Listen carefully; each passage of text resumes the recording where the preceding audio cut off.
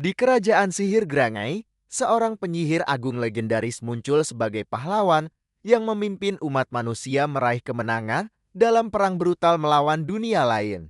Keahlian sihir dan jiwa kepemimpinannya yang tak tertandingi telah menyelamatkan nyawa yang tak terhitung jumlahnya dan berhasil memulihkan kedamaian di seluruh negeri, membuatnya mendapatkan rasa hormat, kekaguman, dan rasa terima kasih abadi. Atau setidaknya, itulah yang dia percayai. Saat perayaan besar yang diadakan untuk menghormatinya, sang raja tiba-tiba mengumumkan sebuah titah yang sangat mengejutkan. Sang pahlawan yang telah menyelamatkan dunia justru akan diasingkan.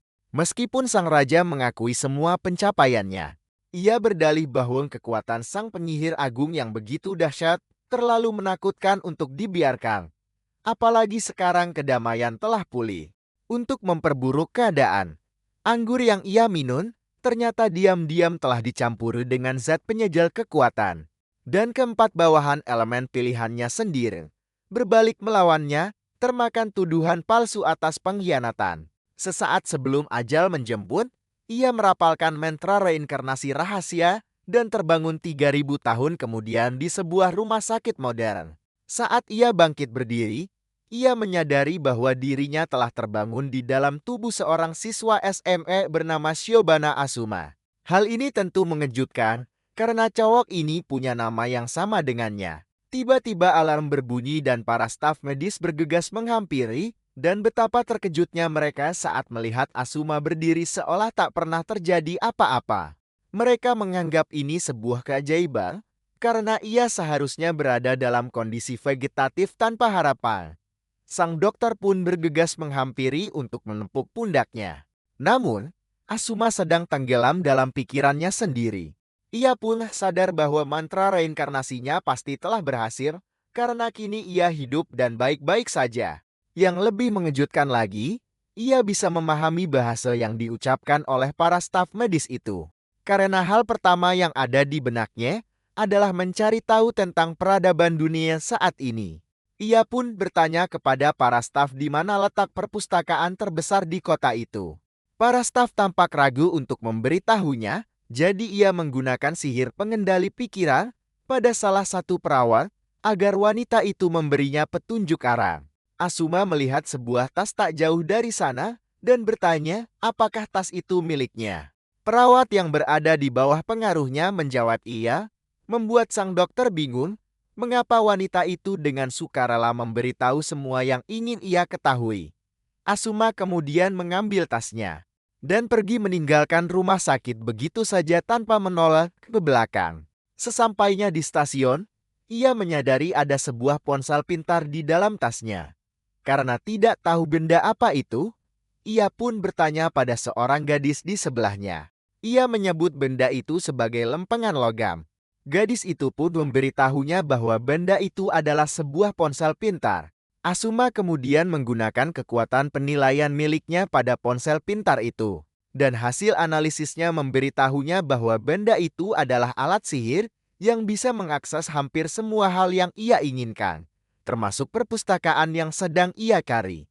Tak lama setelah itu, ia naik kereta, dan setelah melakukan beberapa analisis, ia sadar bahwa dirinya bahkan tidak perlu repot-repot mengunjungi perpustakaan.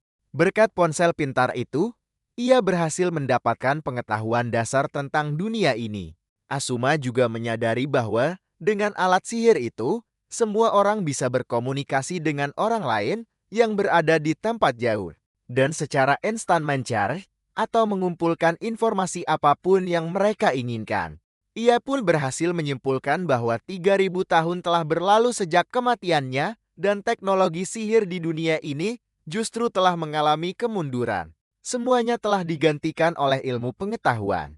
Dan meskipun kelihatannya praktis, Asuma merasa itu bukanlah hal yang istimewa, karena baginya itu hanyalah trik murahan. Dia bisa melihat bahwa kini dia berada di dunia damai yang dulu ia lindungi dengan mempertaruhkan bahkan mengorbankan nyawanya. Tak lama setelah itu, dia tiba di rumah pemilik tubuh sebelumnya dan menyadari bahwa anak itu telah kehilangan seluruh keluarganya. Di atas meja, tergeletak sebuah buku harian, dan saat ia mengambilnya untuk dibaca, Dia menyadari bahwa anak itu ingin mengakhiri hidupnya karena dirundung oleh teman-teman sekelasnya. Bahkan oleh gurunya, Asuma menyadari betapa parahnya situasi ini. Saat dia membuka ponsel dan melihat bahwa anak itu selalu menerima pesan-pesan sampah. Sebagian besar pesan itu berasal dari grup obrolan SMA pelatihan penyihir distrik Shibuya, tempat anak itu bersekolah. Keesokan harinya, Asuma muncul di sekolah, mengejutkan semua orang yang mengenalnya. Mereka menghampirinya, menanyakan apakah dia baik-baik saja, dan ini membuat Asuma kaget. Yang balik bertanya, apakah dia tidak seharusnya berada di sekolah. Salah satu siswa kemudian mengungkapkan bahwa kabarnya dia mencoba melakukan hal nekat karena tidak tahan dengan perundungan yang terus-menerus. Kemunculan Asuma yang seolah tak terjadi apa-apa menimbulkan tanda tanya di antara para siswa. Dan saat dia masih mencoba memahami apa yang terjadi, seorang pria berambut merah, Tenuji Kiryu, dan gengnya muncul. Saat melihat Kiryu, Asuma langsung sadar bahwa dia adalah keturunan dari salah satu bawahannya dari 3000 tahun yang lalu. Kiryu menghampiri Asuma dan mengatakan padanya bahwa dia sudah memperingatkannya untuk tidak datang ke akademi. Kiryu mengejek Asuma, bertanya apakah sihirnya sendiri yang hampir membuatnya celaka dan menyebabkan dia kehilangan ingatannya. Kiryu tertawa terbahak-bahak pada Asuma sambil menyebutnya pecundang. Bawahan Kiryu menyarankan agar mereka mempermainkannya seperti biasa. Saat itulah, Asuma sadar bahwa Kiryu lah yang telah memperlakukan Asuma yang asli seperti sampah. Hal ini membuat Asuma murka dan dia memutuskan untuk menguji seberapa banyak mana yang dimiliki tubuh ini. Dia mengaktifkan sihirnya dan menghantam wajah Kiryu tanpa rasa takut. Para penonton terkejut melihat Asuma menyerang Kiryu. Bawahan Kiryu dengan marah menyerbu ke arah Asuma, tetapi Asuma tidak khawatir karena mana di tubuhnya sangat cocok untuknya. Asuma dengan mudah menghindari para penyerang dan menjatuhkan mereka dengan keterampilan bertarung sederhana. Dia kemudian memutuskan untuk mencoba kekuatan keluaran mananya. Dan dia melepaskan gelombang sihir dahsyat yang membuat mereka terhempas ke tanah. Kiryu sangat marah dengan rasa malu yang dideritanya dari Asuma dan dengan murka melepaskan meriam api neraka. Para siswa terkejut saat melihat ini, karena itu adalah mantra kuat yang dilarang di lingkungan sekolah. Para siswa berteriak pada Asuma, menyuruhnya untuk menghindari serangan itu atau dia akan tewas. Anehnya, Asuma tidak bergerak sedikit pun dan dia mengaktifkan selubung partikel yang memusnahkan sihir. Mantra Asuma menghancurkan meriam api itu dan Asuma lega karena mantra andalannya masih berfungsi. Kiryu tercengang saat apinya lenyap sebelum mencapai Asuma. Bahkan para siswa yang menonton pun bingung karena ini adalah sesuatu yang belum pernah mereka lihat sebelumnya. Asuma memutuskan untuk bertindak serius dan dia melesat ke arah Kiryu, membuat pria itu membatu karena tidak menyangka sampah seperti Asuma bisa memberikan perlawanan seperti itu. Kiryu menganggap dirinya dan bawahannya sebagai kaum elit, dan Asuma seharusnya tidak bisa menyentuh sehelai rambut pun dari mereka. Karena murka, Kiryu melepaskan sihir dahsyat yang menyelimuti tubuhnya dengan api. Asuma mengenali sihir dari era kuno dan menyadari bahwa potensinya telah bangkit karena amarahnya yang memuncak. Dengan seluruh tubuhnya yang menyala-nyala, dia mengejar Asuma. Tapi sebelum dia bergerak, Asuma menyambutnya dengan satu pukulan telak ke perut. Pukulan ini mengirimkan gelombang rasa sakit ke seluruh tubuhnya. Dan Asuma mengakhirinya dengan sentilan menyakitkan di kepala yang membuatnya terlempar. Saat keadaan sudah tenang, Kiryu dan teman-temannya sudah tergeletak di tanah, menggeliat kesakitan. Murid-murid lain terkejut sekaligus ngeri. Sementara di sisi lain, Asuma sedang menganalisis struktur tubuhnya. Dan dia menyadari bahwa mana latennya sangat luar biasa, tetapi staminanya kurang untuk mengimbanginya. Kemudian, Asuma duduk di kelas bersama murid-murid lain dan berjanji pada dirinya sendiri untuk tidak akan membiarkan kejadian di masa lalu terulang kembali. Selain itu, dia tidak berniat memaafkan keturunan dari mereka yang telah mengkhianatinya. Tiba-tiba, dia melihat sebuah perangkat aneh di atas meja dan bertanya pada gadis di sebelahnya benda apa itu. Gadis itu, Shinomiya Lily, mengungkapkan bahwa itu adalah perangkat yang memungkinkan seseorang mengaktifkan sihir modern dengan kecepatan tinggi. Dan benda itu disebut Smart Rod. Asuma kemudian menyadari bahwa sihir modern pada dasarnya adalah perpaduan antara sains dan sihir. Pada dasarnya, mantra dari 3000 tahun yang lalu sekarang disebut sihir kuno, dan para penggunanya telah punah karena kemajuan ilmu pengetahuan. Sihir modern pun menjadi standar yang umum. Sihir modern pada dasarnya dibangun di atas berbagai teori yang terdengar aneh bagi Asuma. Tapi hal itu justru membuatnya menarik. Tiba-tiba, terpikir oleh Asuma bahwa dia sebenarnya bisa menciptakan sihir hibrida orisinalnya sendiri dengan menggabungkan sihir modern dan sihir kuno. Dan pemikiran ini membuatnya sangat bersemangat. Setelah guru selesai mengajar, Asuma bertanya pada Lily apakah pelajaran hari ini sudah selesai, tetapi Lily memberitahunya bahwa ada tes bakat bulanan yang dijadwalkan hari ini. Karena itu, mereka semua menuju ke halaman sekolah. Beberapa saat kemudian, mereka tiba di halaman sekolah dan disambut oleh guru mereka, George Todo. Dia memberitahu mereka bahwa tes hari ini akan menjadi yang paling penting. Karena tes ini akan menentukan atribut mereka sebagai seorang penyihir. Dia mendesak mereka untuk mengikuti tes ini dengan sangat serius. Karena Asuma masih harus banyak belajar, dia meminta Lily untuk menjelaskan warna-warna atribut kepadanya. Lily mengungkapkan bahwa penyihir api berwarna merah, sementara penyihir air berwarna biru, dan penyihir kegelapan berwarna hitam. Rupanya, mana disalurkan melalui sirkuit mana di dalam tubuh untuk merapal mantra. Tetapi sirkuit itu memiliki kapasitas terbatas, jadi kebanyakan orang hanya berpegang pada satu elemen. Inilah pilihan yang menentukan spesialisasi seseorang. Tidak lama kemudian, George memanggil Asuma ke panggung dengan wajah jijik. Dia bertanya, "Alome, apa yang akan dipilihnya?" Dengan wajah percaya diri, Asuma memberitahu George bahwa dia tidak tertarik memilih elemen apapun karena dia tidak masalah menjadi seorang tanpa elemen. George mengira Asuma hanya bercandai. Tapi Asuma menegaskan bahwa dia sama sekali tidak berniat hanya memilih satu elemen. Hal ini membuat George marah, karena dia yakin Asuma sedang mengejeknya. Murid-murid lain terkejut karena Asuma memilih untuk menjadi seorang tanpa elemen. Mereka tak habis pikir kenapa dia sengaja memilih elemen yang jelas-jelas merugikan. Ini adalah pertama kalinya Asuma dipanggil Neen dan dia langsung sadar kalau itu adalah sebutan untuk penyihir tanpa warna di era modern. Akan tetapi, dia sama sekali tidak khawatir karena mereka semua telah salah paham. Memilih jalur pertumbuhan yang berat sebelah pada dasarnya adalah hal bodoh karena tetap tanpa warna adalah satu-satunya cara untuk menggunakan mana secara penuh. George mulai mengeluh, menanyakan kenapa orang tak berguna seperti Asuma bisa terdaftar di akademi. George bahkan mengancam akan menghajar Asuma seperti yang biasa dia lakukan. Asuma kemudian menyadari bahwa George adalah guru yang selalu mengincar Asuma yang dulu. George memberitahu Asuma bahwa potensi penyihir tanpa warna adalah nol. Tapi Asuma tidak setuju, mengatakan bahwa Need adalah yang terkuat. Karena George tidak mau percaya, Asuma menyarankan agar mereka menguji teori itu dengan sebuah latih tanding. Asuma siap menunjukkan pada George bahwa Need adalah yang terkuat, tapi hal ini justru membuat sang guru marah. Dia tidak percaya Asuma serius menantangnya bertarung.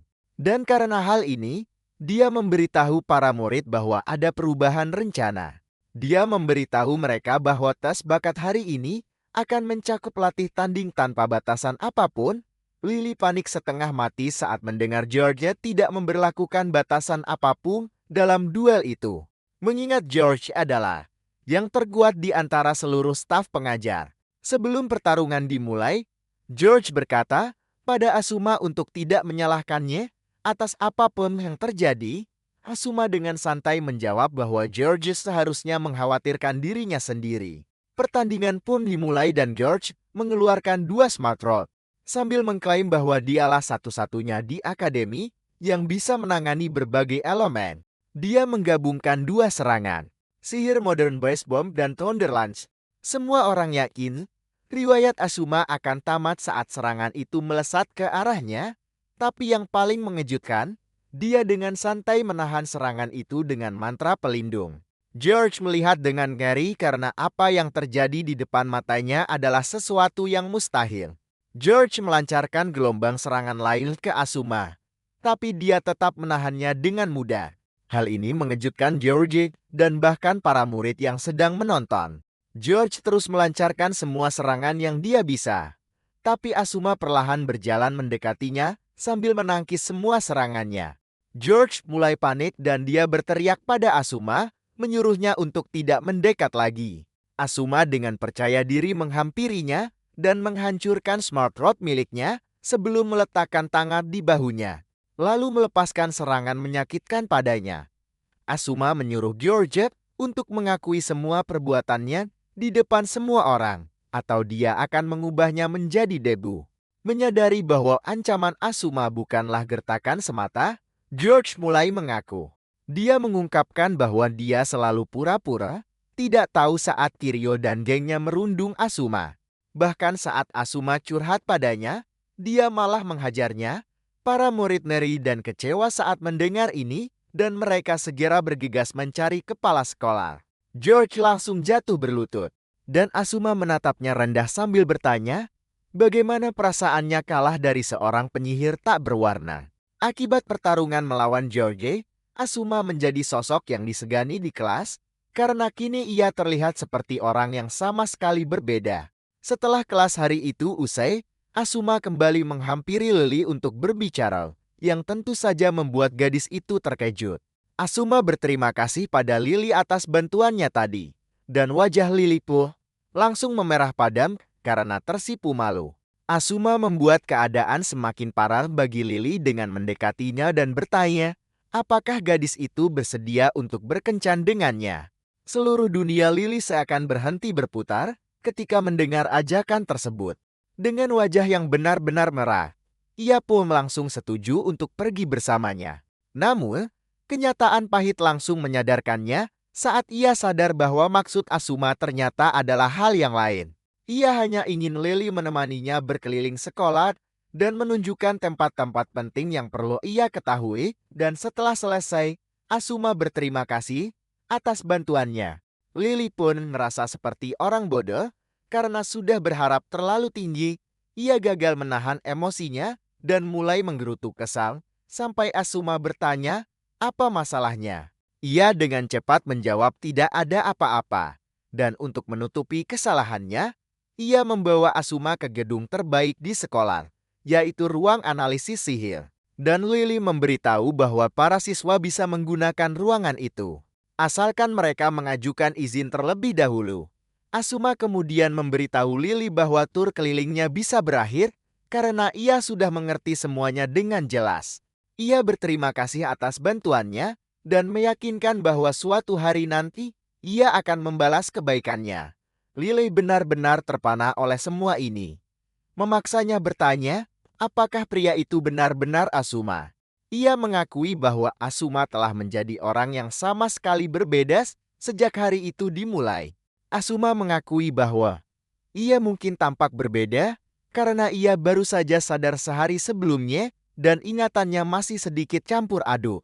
Ia kemudian meminta maaf karena telah membuat Lily khawatir. Tapi jauh di lubuk hatinya, Asuma terkesa karena Lily mampu menyadari bahwa ada sesuatu yang terasa aneh pada dirinya.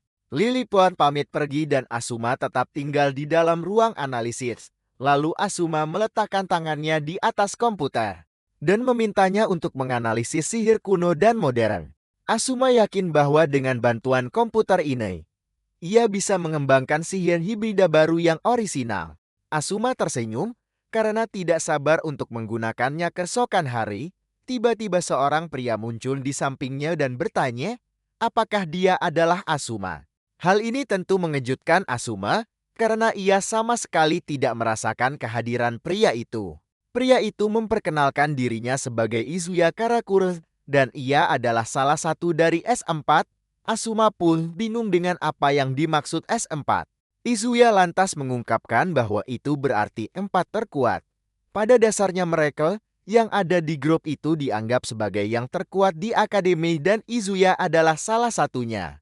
Izuya memberitahu Asuma bahwa ia sudah mendengar kabar tentang bagaimana Asuma mengalahkan Kiryu, yang juga merupakan anggota dari kelompok tersebut. Yang membuat Izuya terkejut adalah fakta bahwa Asuma hanyalah seorang penyihir tak berwarna. Namun, Izuya mengaku bahwa ia tidak kesal Asuma menghajar Kiryu karena ia sendiri tidak menyukai hal-hal yang dilakukan pria itu. Karena alasan ini, Izuya memberitahu Asuma bahwa ia ingin mereka berdua menjadi teman. Ia mengulurkan tangannya pada Asuma dengan senyum lebar di wajahnya, dan Asuma terdiam sejenak sebelum menyambut jabatan tangannya dan menerima tawaran itu. Saat proses berjabat tangan, Asuma menyadari bahwa Izuya telah merapalkan semacam sihir lemah padanya, dan ia menduga bahwa itu adalah sihir pelacak. Alih-alih marah, dia justru terkesan karena Izuya bisa menggunakan sihir modern secara alami tanpa bantuan tongkat pintar. Selain itu, dia bisa melihat dengan jelas bahwa Izuya adalah keturunan dari rekan lamanya, sang penyihir angin. Setelah mereka selesai berjabat tangan, Izuya berbalik untuk pergi, dan Asuma tersenyum lebar karena pada dasarnya dia menerima tantangan Izuya. Keesokan harinya, Asuma pergi ke ruang dosen untuk memesan ruang analisis dan dia diberi waktu 1 jam, yaitu dari jam 3 sore sampai jam 4 sore. Selama perkuliahan hari itu, Asuma gagal berkonsentrasi karena sudah tidak sabar untuk mengunjungi ruang analisis sihir. Sepulang sekolah, dia langsung menuju ke ruangan itu. Asuma fokus pada sihir kuno, Grand Panel, yang merupakan bentuk sihir kuno yang sering ia gunakan di masa lalunya. Itu adalah sebuah prosedur di mana mana diambil dari atmosfer, lalu dipadatkan di dalam kerangka mana di dalam tubuh. Begitu sihir yang ingin diaktifkan oleh penyihir telah ditentukan, mana tersebut dipindahkan dari kerangka mana ke kerangka eksekusi, dan lingkaran sihir akhirnya membentuk proses yang tidak stabil itu menjadi pola yang tetap. Pada dasarnya, presisi dan keindahan lingkaran sihir berbanding lurus dengan keahlian sang penyihir. Mana mengalir melalui lingkaran sihir yang dirancang oleh perapal. Dan saat dilepaskan dari sana, sihir pun aktif di sisi lain. Sihir kuno hanya bisa digunakan oleh mereka yang terpilih. Ini pada dasarnya, karena mana tidak bisa dimurnikan di dalam tubuh tanpa bakat sihir. Namun, segalanya tampak berbeda di era modern. Karena kerangka mana internal dan kerangka eksekusi telah digantikan oleh organ yang disebut sirkuit mana. Semua ini berkat penemuan tongkat pintar. Tongkat pintar secara otomatis menyuntikkan mana ke sirkuit mana di tubuh dan secara artifisial menghasilkan lingkaran sihir untuk mengaktifkan mantra. Sederhananya, mereka berhasil menciptakan proses yang lebih umum. Membuat sihir bisa diaktifkan tanpa memandang perbedaan bawaan pribadi. Namun, karena prosedur yang serba otomatis ini, kekuatan sihirnya menurun jika dibandingkan dengan sihir kuno. Dan seperti yang sudah diduga, tanpa tongkat pintar, tidak ada cara untuk menggunakan sihir dengan semua ini. Namun, Asuma menyadari bahwa menciptakan sihir hibrida yang menggabungkan teknologi kuno dan modern adalah tujuan utamanya.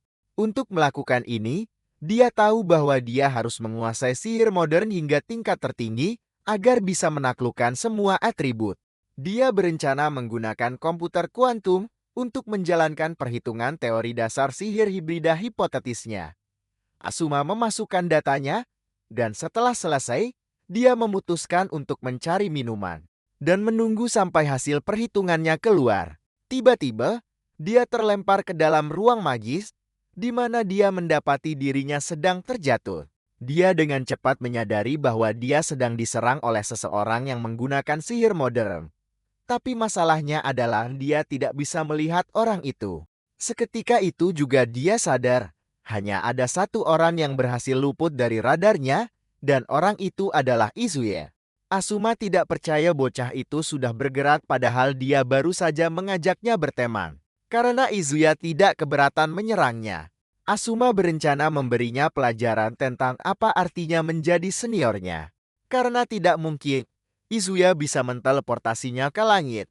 Asuma menyadari bahwa ini adalah mantra pengubah persepsi yang membuatnya merasa seperti itu. Ini adalah jenis sihir yang sama dengan yang digunakan Izuya di masa lalu, dan Asuma terkejut karena dia sama sekali tidak berubah. Meskipun begitu, Asuma justru penasaran untuk melihat apa yang akan terjadi jika ia terus membiarkan dirinya jatuh bebas. Tepat pada saat itu, sekumpulan monster sihir buatan muncul entah dari mana. Asuma terpaksa merapalkan mantra pelindung dan menyadari bahwa ia akan terjebak dalam posisi bertahan. Selama ia tidak bisa menentukan di mana Izuya bersembunyi, Asuma merencanakan gerakannya dan memutuskan untuk menggunakan sihir perlambatan untuk menghentikan jatuhnya. Namun tiba-tiba, ia menyadari bahwa dirinya sedang jatuh ke dalam sebuah ranjau sihir. Disinilah ia menyadari bahwa Izuya telah memasang jebakan balasan di dalam ruang sihir yang akan selalu bereaksi terhadap mantra apapun yang ia aktifkan. Asuma dengan cepat sampai pada kesimpulan bahwa ia harus menghancurkan ranjau-ranjau itu sebelum meledak dan memicu ledakan berantai. Asuma yakin bahwa ia telah mengendalikan segalanya. Hingga tiba-tiba ia mendapati dirinya melayang di ruang hampa tanpa atmosfer yang membuatnya sulit bernapas. Saat ia masih mencoba mengatasi ini, serangkaian ledakan besar mengguncang ruang itu. Dan pada titik inilah Asuma akhirnya memutuskan bahwa ia sudah muak. Asuma pun sadar bahwa ia berisiko mati karena kehabisan napas. Jika ia tidak segera bertindak, nyawanya terancam. Terlebih lagi, ruang sihir ini dibangun dengan sangat rumit, layaknya sebuah karya seni.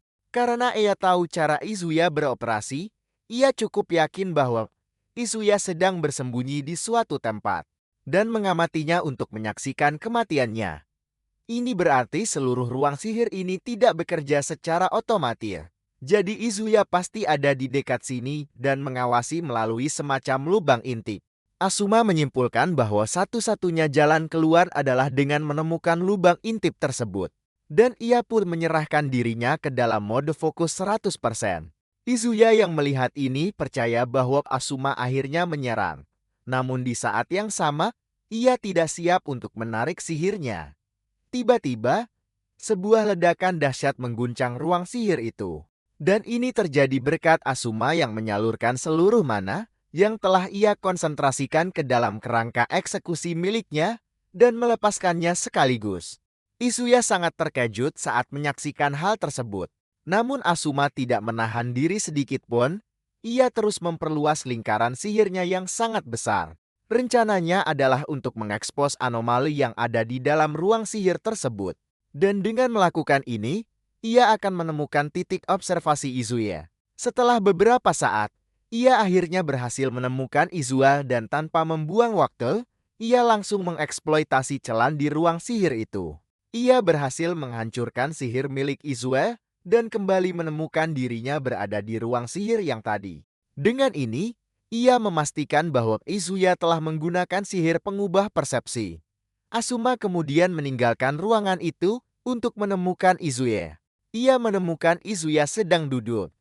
Asuma menghampirinya dan bertanya, mengapa Izuya ingin mencelakainya.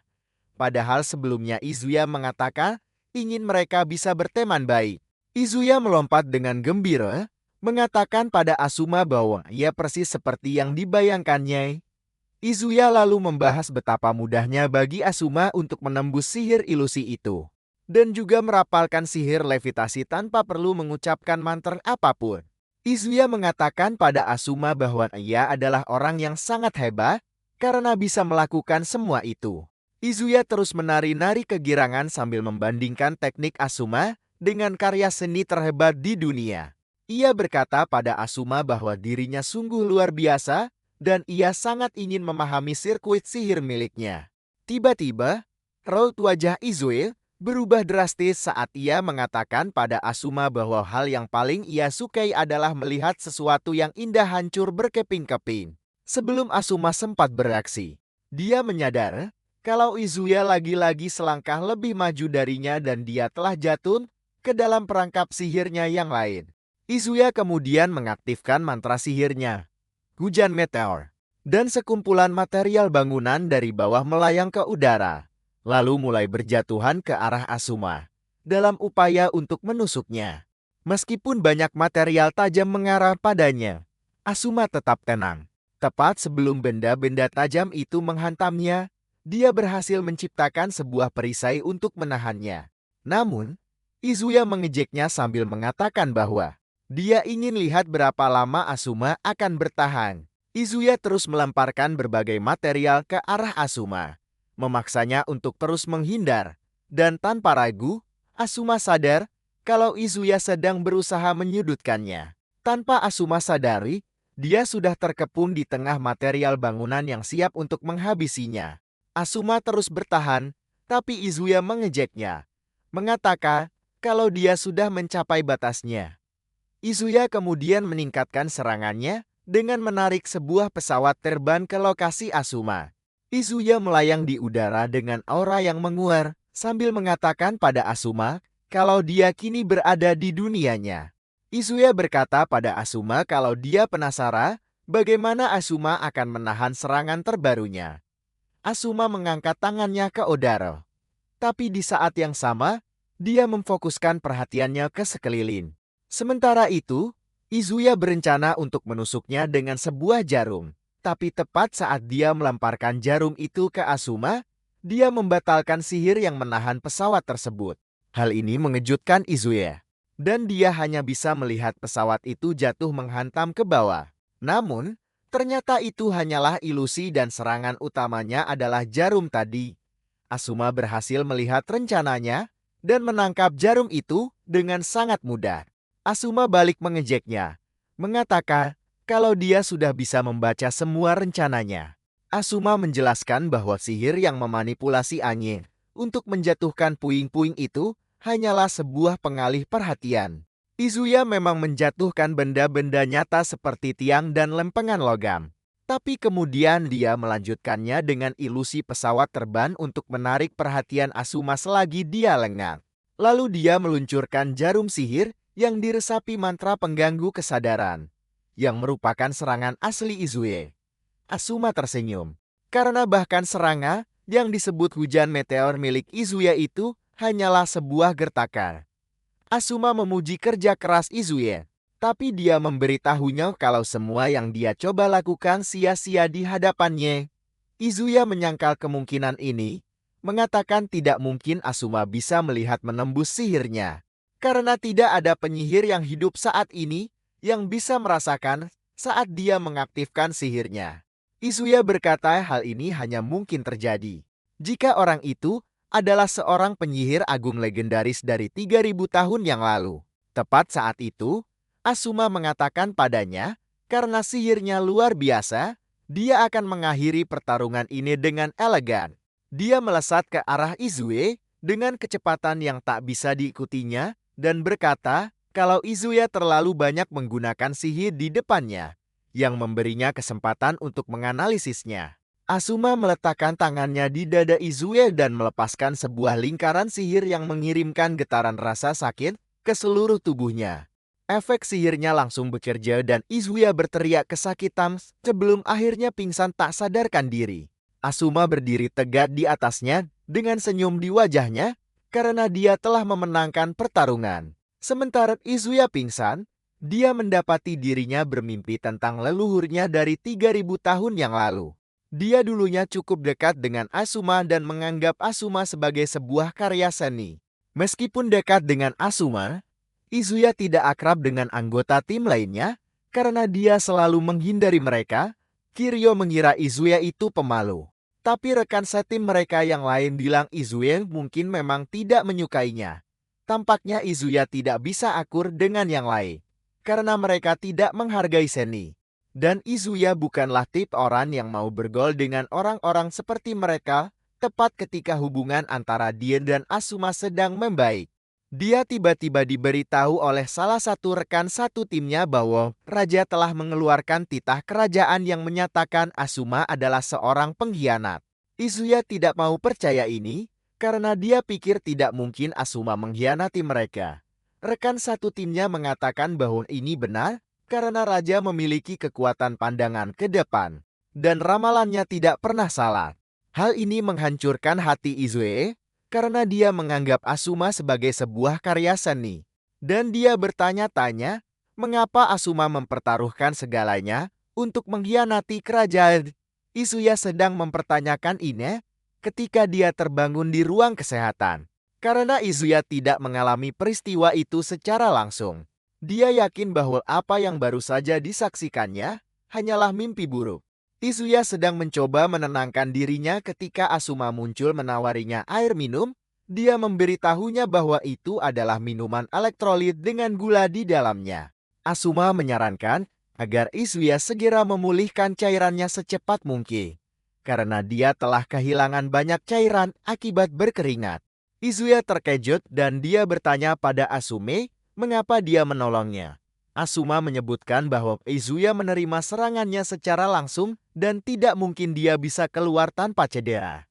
Meskipun demikian, dia memberitahunya bahwa sirkuit sihirnya masih stabil dan sepertinya tidak menyebabkan kerusakan permanen. Saat itu juga Izuya melihat sebuah handuk di tangan Asuma dan saat itulah dia sadar bahwa Asuma telah merawatnya selama dia tidak sadarkan diri. Dengan senyum cerah di wajahnya, Asuma memberitahu Izuya bahwa dia melakukannya karena tidak ingin kehilangan seorang penyihir berbakat. Dengan suara lembut, Izuya berterima kasih pada Asuma atas bantuannya dan dia memberitahunya bahwa tidak semua orang di S4 seperti Kiryu. Izuya mengakui bahwa kekuatan sihir Kiryu luar biasa, tetapi pada saat yang sama dia tidak setuju dengan gagasan-gagasannya. Izuya kemudian mengungkapkan bahwa dia ingin melihat seberapa kuat Asuma sebenarnya hingga bisa mengalahkan Kiryu. Izuya kemudian menundukkan kepalanya kepada Asuma untuk meminta maaf atas nama Kiryu karena semua yang telah dilakukannya padanya. Asuma tersenyum dan dia mengatakan pada Izuya bahwa dia tidak terlihat seperti orang jahat.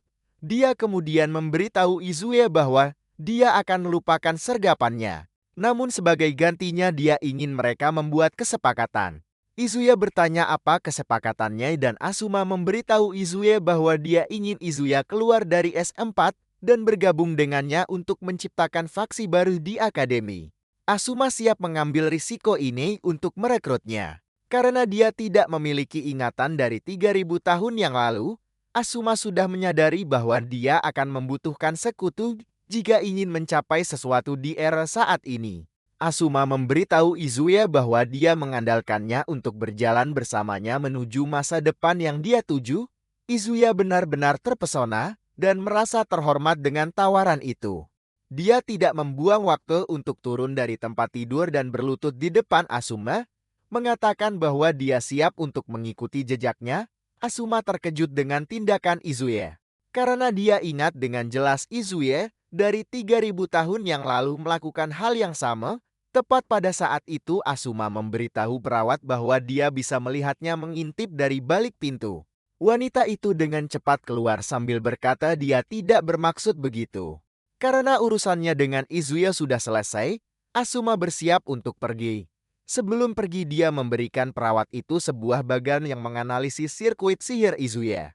Asuma memberitahunya bahwa dia bisa menggunakan ini sebagai referensi dan saat dia menatap bagan itu, kepalanya serasa mau meledak. Dia tidak percaya betapa gilanya detail bagan itu, dia pun berteriak pada Asuma untuk berhenti. Dan dia bertanya, apakah Asuma bersedia bergabung dengan institut penelitiannya sebagai murid istimewa? Asuma pun berbalik, tersenyum padanya, dan menolak tawaran itu. Dia mengatakan bahwa dia sudah terlanjur menyukai akademi ini. Setelah pergi, Asuma menuju ke ruang analisis sihir, karena dia sedikit melenceng dari tujuannya dan perlu melanjutkan penelitiannya. Setelah komputer selesai menganalisis semua yang dia sarankan, komputer itu menyimpulkan bahwa teorinya direkomendasikan untuk dipresentasikan di konferensi akademi sebagai sistem sihir baru. Asuma senang firasatnya benar dan dia menghela napas lega karena ini meletakkan dasar bagi sihir hibrida yang menggabungkan metode kuno dan modern. Asuma menyadari bahwa hal berikutnya yang akan dia lakukan adalah menyempurnakan setiap formula sihir agar sesuai dengan kegunaan tertentu. Setelah itu, dia akan mengadaptasikannya ke sirkuit sihir. Dan dia juga perlu memverifikasi kecocokannya dengan elemen-elemen. Karena begitu banyak yang harus dilakukan, Asuma sadar bahwa ruang analisis sihir bisa jadi akan menjadi rumah keduanya. Asuma berencana untuk melampaui semua sihir kuno yang telah dia pelajari dan kemudian menciptakan sihir yang revolusioner.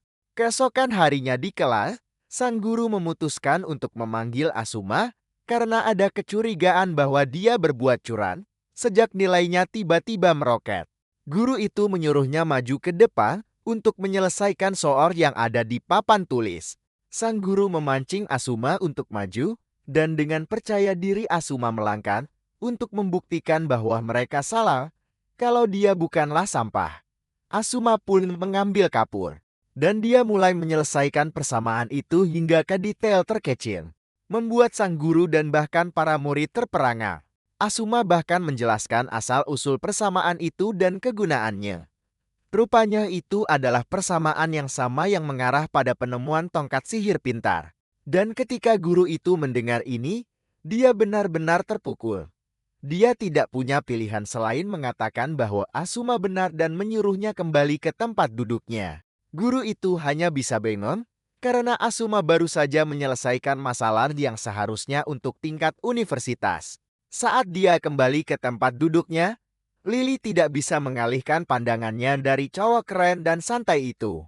Saat makan siang, sebagian besar murid di kelas menghampiri Lily, memohon padanya untuk berbicara dengan Asuma agar dia mau berteman dengan mereka. Menyadari mereka tidak akan membiarkannya tenang, Lily akhirnya setuju untuk berbicara dengan Asuma. Lily kemudian bertanya pada Asuma, apakah dia ada waktu luang sepulang sekolah, agar mereka bisa pergi ke cafe di Abisu bersama teman-teman sekelas lainnya. Awalnya Asuma menolak tawaran itu, tetapi begitu dia sadar bahwa Lily akan dipermalukan, dia pun berubah pikiran. Seluruh kelas bersorak gembira ketika dia mengatakan ini, dan mereka mengakui bahwa ini adalah hari terbaik dalam hidup mereka. Sementara itu, ada seorang gadis aneh yang mengawasi Asuma, dan dia berniat untuk membuat babak belur wajah tampan Asuma. Beberapa saat kemudian, Asuma dan teman-teman sekelasnya tiba di kafe, tetapi Asuma bahkan tidak bisa beristirahat sejenak pun, karena para murid tertarik pada segala hal tentang dirinya. Lily pun segera lelah dengan pertanyaan mereka yang tak henti-hentinya dan berteriak pada mereka untuk bertanya satu persatu. Asuma kemudian mulai menjawab semua pertanyaan mereka, seperti apa makanan kesukaannya dan keuntungan menjadi seorang net. Bahkan ketika dia hampir salah menjawab pertanyaan, para siswi itu dengan cepat mengingatkannya. Asuma mengungkapkan bahwa orang yang paling dekat dengannya adalah Lily. Dan saat dia mengatakan ini, dia membuat Lily hampir pingsan. Tapi dia mencoba untuk tetap tenang agar semuanya tidak berakhir seperti sebelumnya. Namun, dia melampiaskan emosinya pada cangkir yang dipegangnya, meremasnya begitu keras hingga menumpahkan seluruh isi cangkir itu. Asuma masih saja menemukan cara untuk membuatnya salah tingkah dengan menghiburnya karena minuman yang tumpah itu. Lily kemudian memberitahu Asuma bahwa para siswi itu penasaran tentangnya karena tidak ada satupun dari mereka yang mengambil mata kuliah elit. Rupanya, arti sebenarnya dari net bagi mereka bukanlah tidak dalam pendidikan, pekerjaan, atau pelatihan. Mereka semua yakin bahwa ini bukanlah kasus Asuma, bahkan mereka percaya itu lebih seperti Rapel, terampil, cerdas, dan luar biasa.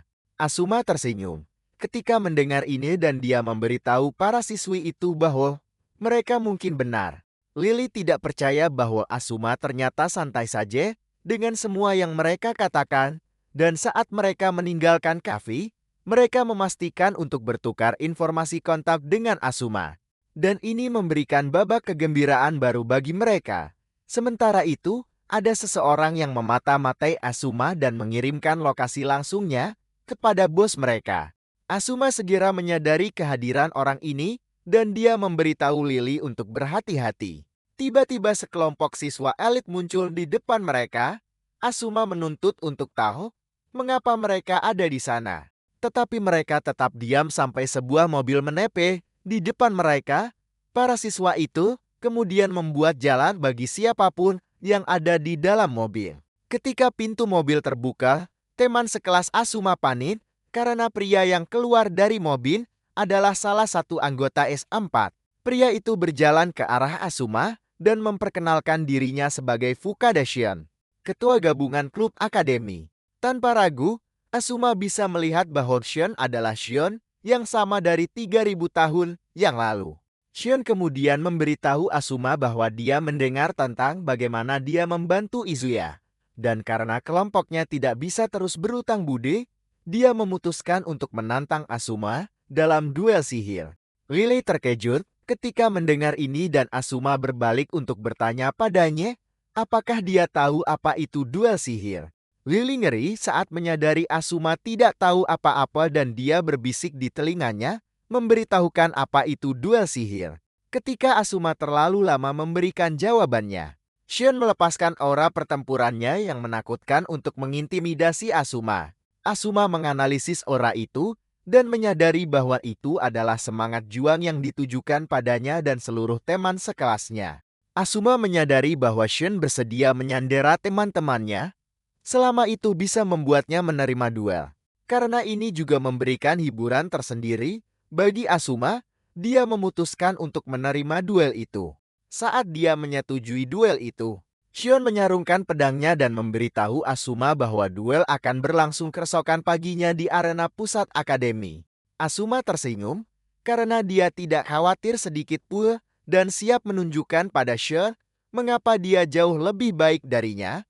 Kemudian Asuma mendapati dirinya berada dalam mimpi sadar. Dan dari dalam mimpi itu, dia mampu menyelami alam bawah sadar dan pikiran tersembunyinya. Asuma melihat ini sebagai sebuah kesempatan besar. Untuk menggali ingatan pemilik asli tubuhnya, dia teringat bahwa saat bereinkarnasi, ada sejumlah kecil mana yang tidak terpakai yang tersisa di dalam sirkuit sihir tubuhnya. Karena dia belum menyentuhnya, dia yakin bisa membaca pikiran pemilik aslinya. Jika dia bisa melihatnya, dia juga yakin akan ada sisa-sisa Asuma dari masa lalu di dalam pikirannya.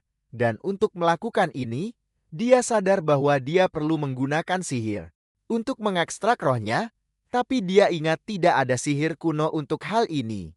Sebagai seorang jenius, dia memutuskan untuk membuatnya sendiri dan langsung bersemangat dengan ide itu. Dan dia mulai menyusun semua elemen yang diperlukan agar sihir itu berfungsi dan dia pun melakukannya. Dia tersenyum karena dia benar-benar menciptakan sihir baru di dalam ruang mental. Asuma yakin bahwa dia akan menjadi satu-satunya orang yang melakukan ini dalam sejarah, seperti yang sudah diduga. Asuma berhasil melakukannya dan menarik keluar pikiran dari tubuh itu. Asuma muda panik saat melihat salinan persis dirinya berdiri di hadapannya, dan dia menuntut untuk tahu di mana dia berada. Namun, kepalanya mulai terasa sakit luar biasa, dan dia jatuh berlutut menahan rasa sakit. Asuma menyadari bahwa sinkronisasi ingatan antara Asuma muda dan tubuhnya telah dimulai. Semua ingatan mulai membanjirinya dan Asuma menyadari bahwa dia mencoba mengakhiri hidupnya di kamarnya yang membuatnya kehilangan kesadaran. Setelah itu, dia berakhir di rumah sakit dan jatuh koma, di mana seharusnya dia tidak akan pernah bangun lagi. Dia bertanya pada Asuma, apakah semua yang baru saja dilihatnya benar? Dan Asuma menjawab ya. Dia memberitahunya bahwa saat ini dia sedang meminjam tubuhnya dan meminta maaf untuk itu.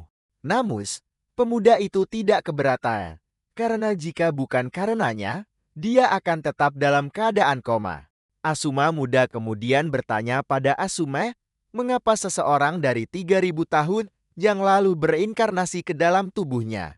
Asuma meluangkan waktu untuk menjelaskan, dan ketika dia selesai, Asuma muda hampir tidak percaya dengan apa yang didengarnya. Asuma juga menambahkan cerita tentang bagaimana Kiryu dan gurunya merundungnya. Namun Asuma sudah mengalahkan mereka dan juga menjatuhkan lawan-lawan kuat lainnya. Asuma mengungkapkan bahwa dia melakukan semua ini untuk melindungi tubuh mereka. Asuma muda sangat kaget saat menyadari bahwa dia bisa saja menjadi selebriti kecil di sekolah.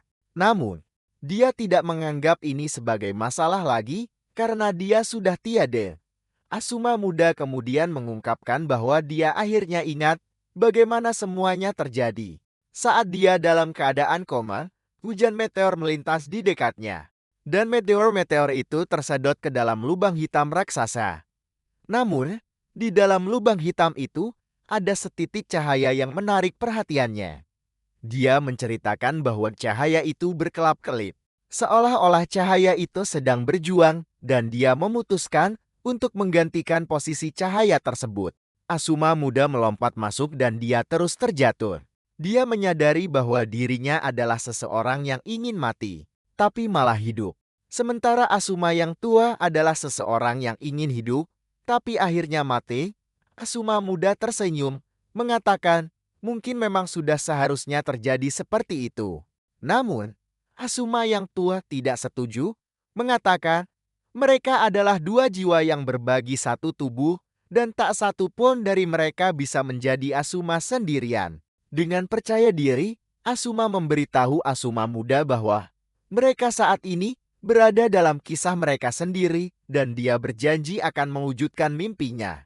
Asuma muda tersenyum dan air matanya menetes saat mendengar hal ini. Dia dan Asuma tua saling berjabat tangan, dan dia berterima kasih atas bantuannya.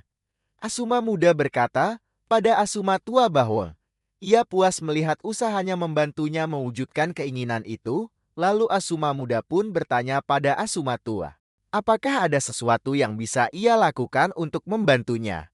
Dan Asuma tua menceritakan pengalamannya di kafe. Dia berkata pada Asuma muda bahwa Leli meneriakkan semacam mantra aneh seperti kalian semua berubahlah menjadi white mocha. Hal ini membuat Asuma tua bingung dan dia meminta Asuma muda untuk menerjemahkannya.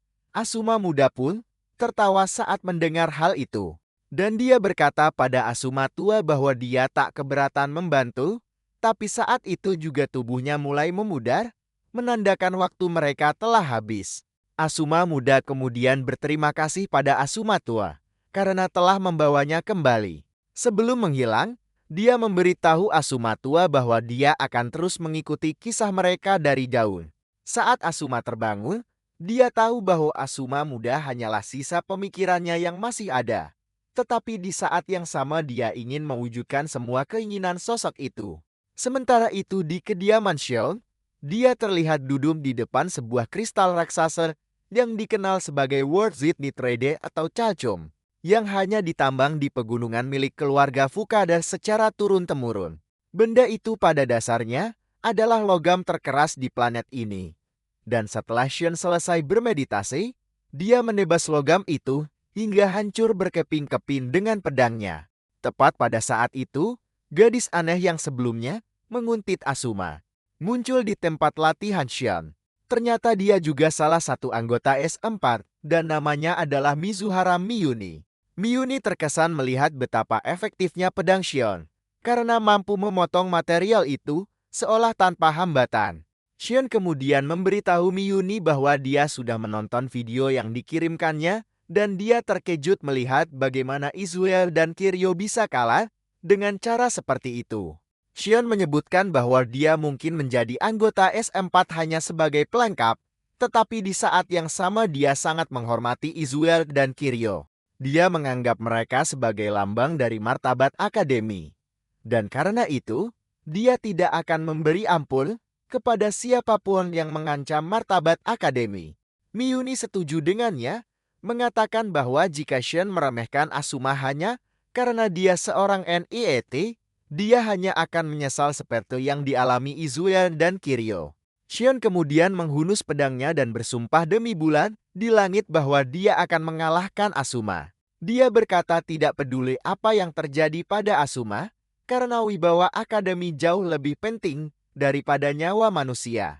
Miyuni senang mendengarnya dan mendesak Shion untuk meremukan muka ganteng Asuma. Miyuni kemudian bertanya padanya, apakah dia berniat mengeluarkan senjata rahasianya saat pertarungan nanti? Tetapi Shion berkata tidak. karena yakin pertarungan itu tidak akan sampai mengharuskannya melakukan hal tersebut.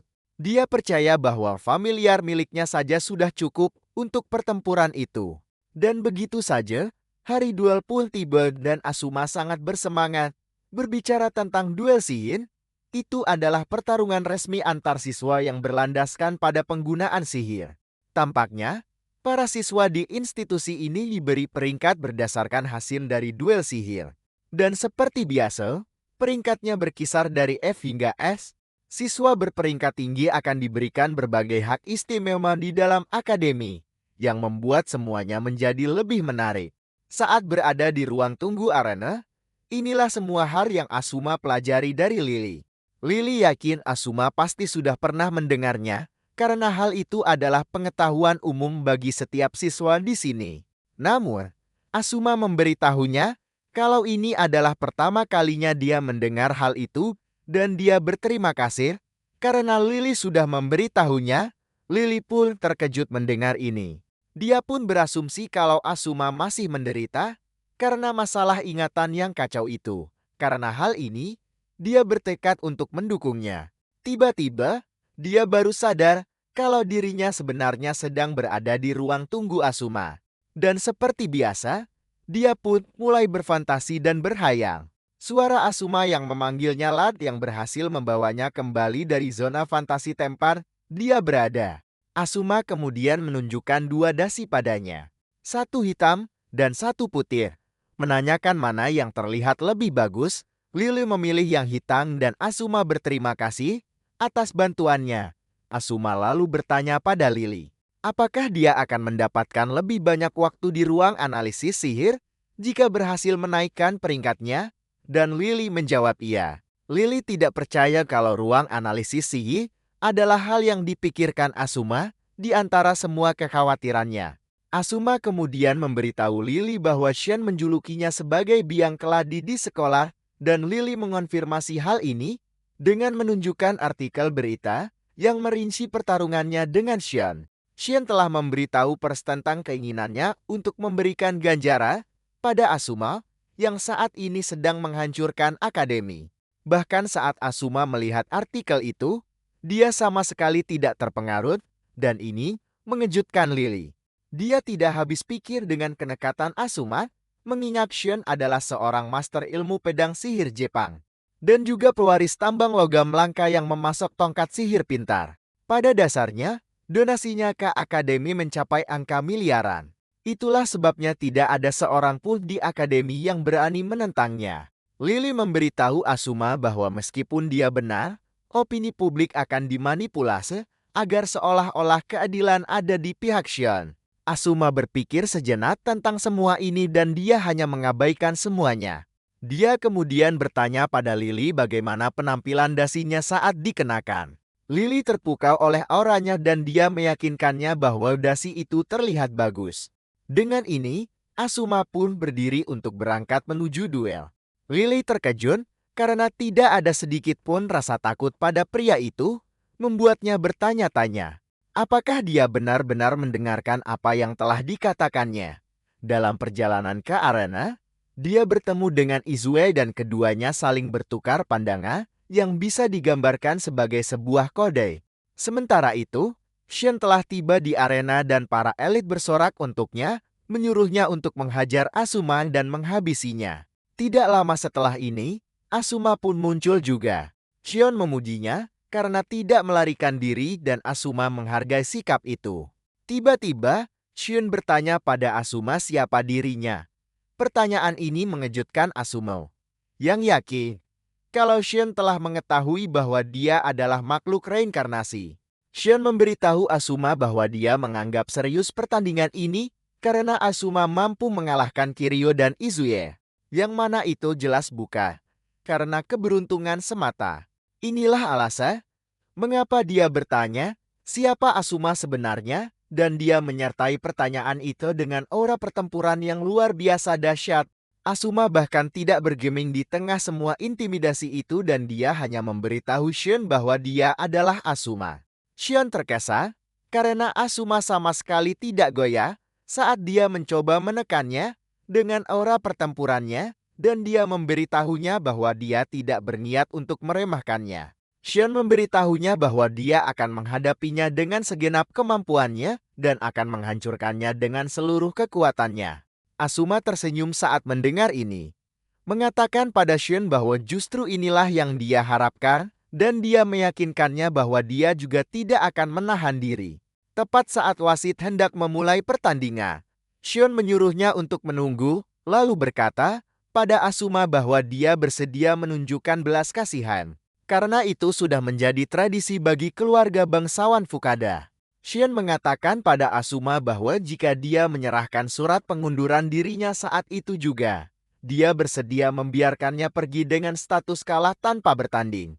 Dengan cara itu, Asuma tidak akan terluka. Tapi kasihan juga para siswa yang sudah berkumpul, mereka jadi datang sia-sia. Xion bertanya pada Asuma apa keputusannya, tapi Asuma justru berbalik ke wasit untuk menanyakan sesuatu juga. Asuma bertanya pada wasit bagaimana peringkatnya akan berubah jika dia memenangkan pertandingan. Wasit menjelaskan bahwa Xion saat ini adalah murid peringkat S, sedangkan Asuma adalah peringkat F. Ini berarti Asuma akan langsung melesat ke peringkat E jika dia berhasil memenangkan duel ini. Setelah mendengar ini, Asuma menoleh ke Xion dan mengatakan bahwa dia bersedia mundur dari pertandingan jika Xion mau menaikkan peringkatnya dari FKIS. Asuma menutupnya dengan mengatakan pada Xion bahwa dia juga tidak akan terluka jika mereka melakukannya dengan cara itu. Begitu dia mengatakan ini, amarah Xion meledak memenuhi seluruh ruangan. Xion mengatakan pada Asuma bahwa sudah lama sekali tidak ada yang berani kurang ajar di hadapannya. Karena kelancangan Asuma, Xion menegaskan bahwa dia tidak akan memaafkannya, bahkan jika dia memohon atau menangis sekalipun. Dia siap membuat Asuma babak belur. Asuma semakin memprovokasinya dengan menyuruhnya untuk menyerang sebisanya. Xion dengan marah menyuruh wasit untuk memulai pertandingan, dan karena Xion adalah reinkarnasi dari bawahannya di masa lalu, Asuma tahu dia tidak bisa menahan diri dan berisiko kalah. Asuma berencana untuk langsung menggunakan kekuatan penuh dari sihir kuno sejak awal. Asuma memunculkan lingkaran sihirnya, mengejutkan seisi ruangan, karena mereka belum pernah melihat lingkaran sihir seperti milik Asuma sebelumnya. Asuma kemudian melemparkan ledakan sihir ke arah Xion, tetapi sebelum mengenainya, serangan itu dicigat. Ternyata Xion menggunakan sihir pencegat otomatis atribut tanah. Asuma tidak terkejut, karena memang seperti itulah cara bawahannya dulu bergerak. Xion lalu mengatakan pada Asuma bahwa sihirnya yang tidak jelas asalnya itu tidak akan mempan padanya. Xion mencabut pedangnya sambil berkata pada Asuma bahwa dia siap mengakhiri pertarungan dengan satu tebasan.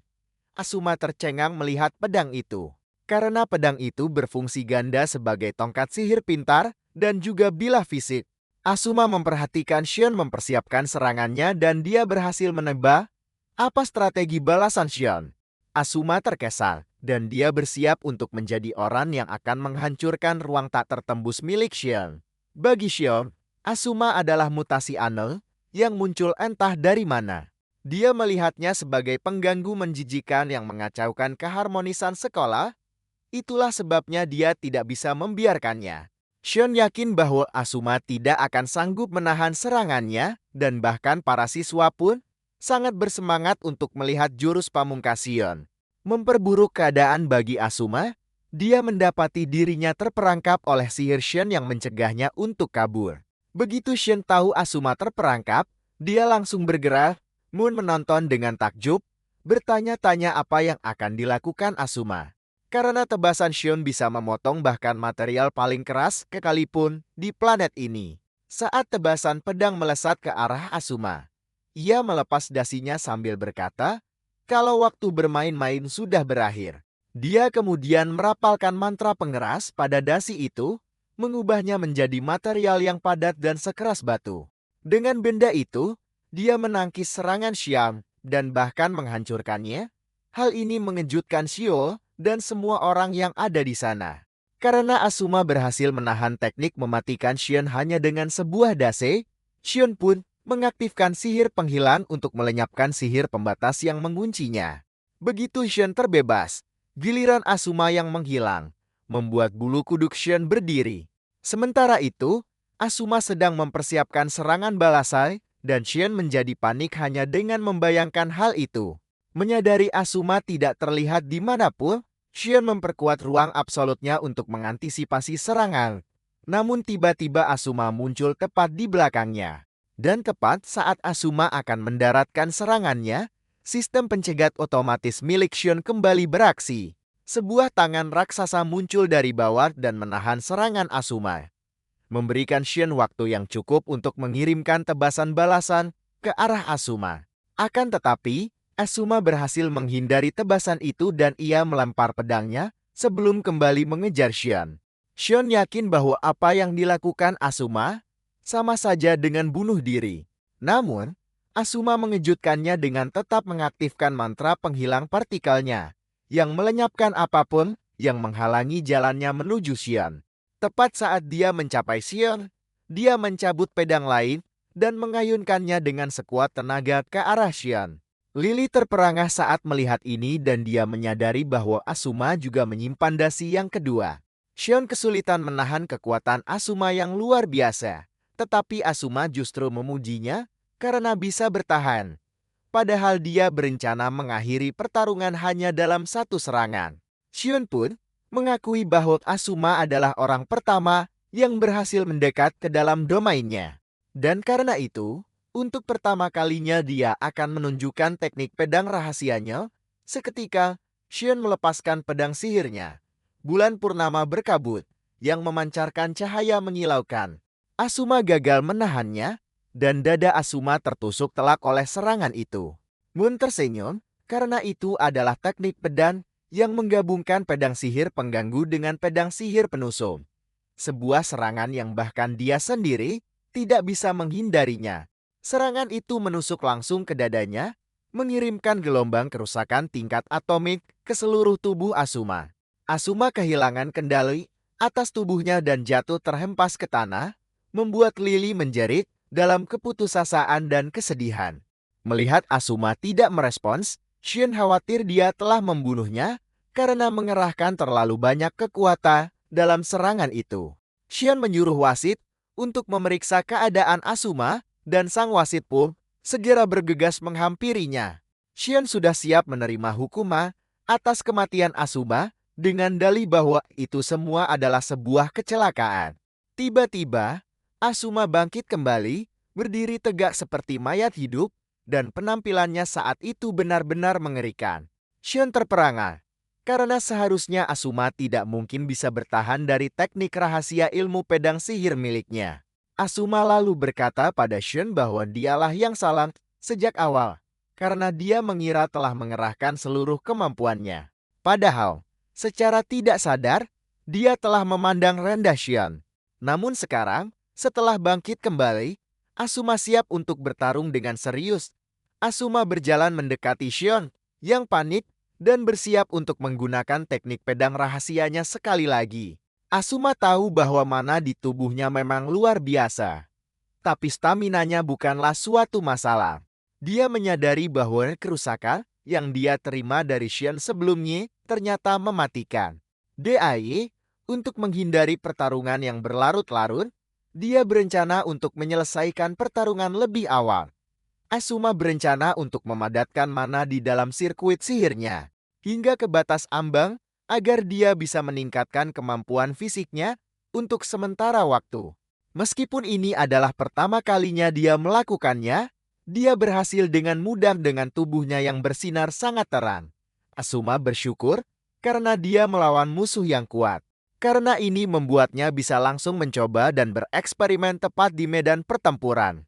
Saat Asuma sedang memikirkan semua ini, Shen melihatnya sebagai celah untuk menyerangnya. Shen berencana melancarkan serangan terakhir, tetapi sebelum dia bisa melakukannya, Asuma muncul di belakangnya.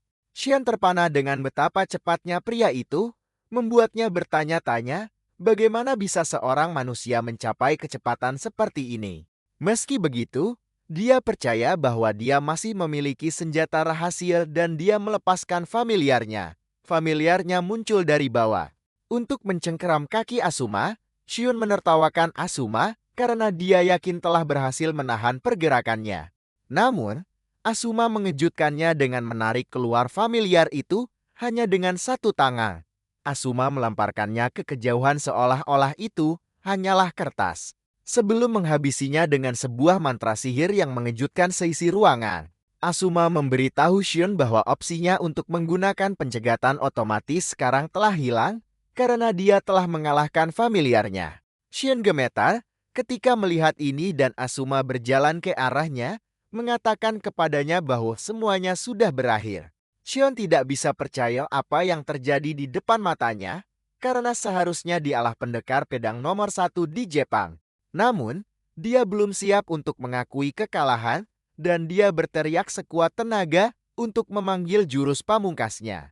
3000 tahun yang lalu, Asuma pernah memergoki Shion sedang mengembangkan sihir baru yang menarik keluar kemampuan tersembunyi dalam diri seseorang. Shion memberitahu Asuma bahwa sihir itu memungkinkan untuk meningkatkan jumlah mana bawaan, sekitar 10 kali lipat. Asuma terkesang ketika mendengar ini. Tetapi Shion menyebutkan bahwa sihir itu memiliki efek samping.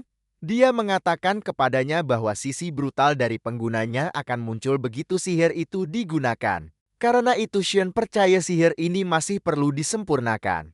Meski begitu, dia mengungkapkan bahwa mereka telah menemukan manusia yang cocok untuk eksperimen itu. Dan karena ini akan menjadi eksperimen yang berbahaya. Asuma bertanya kepadanya, siapa subjek eksperimennya?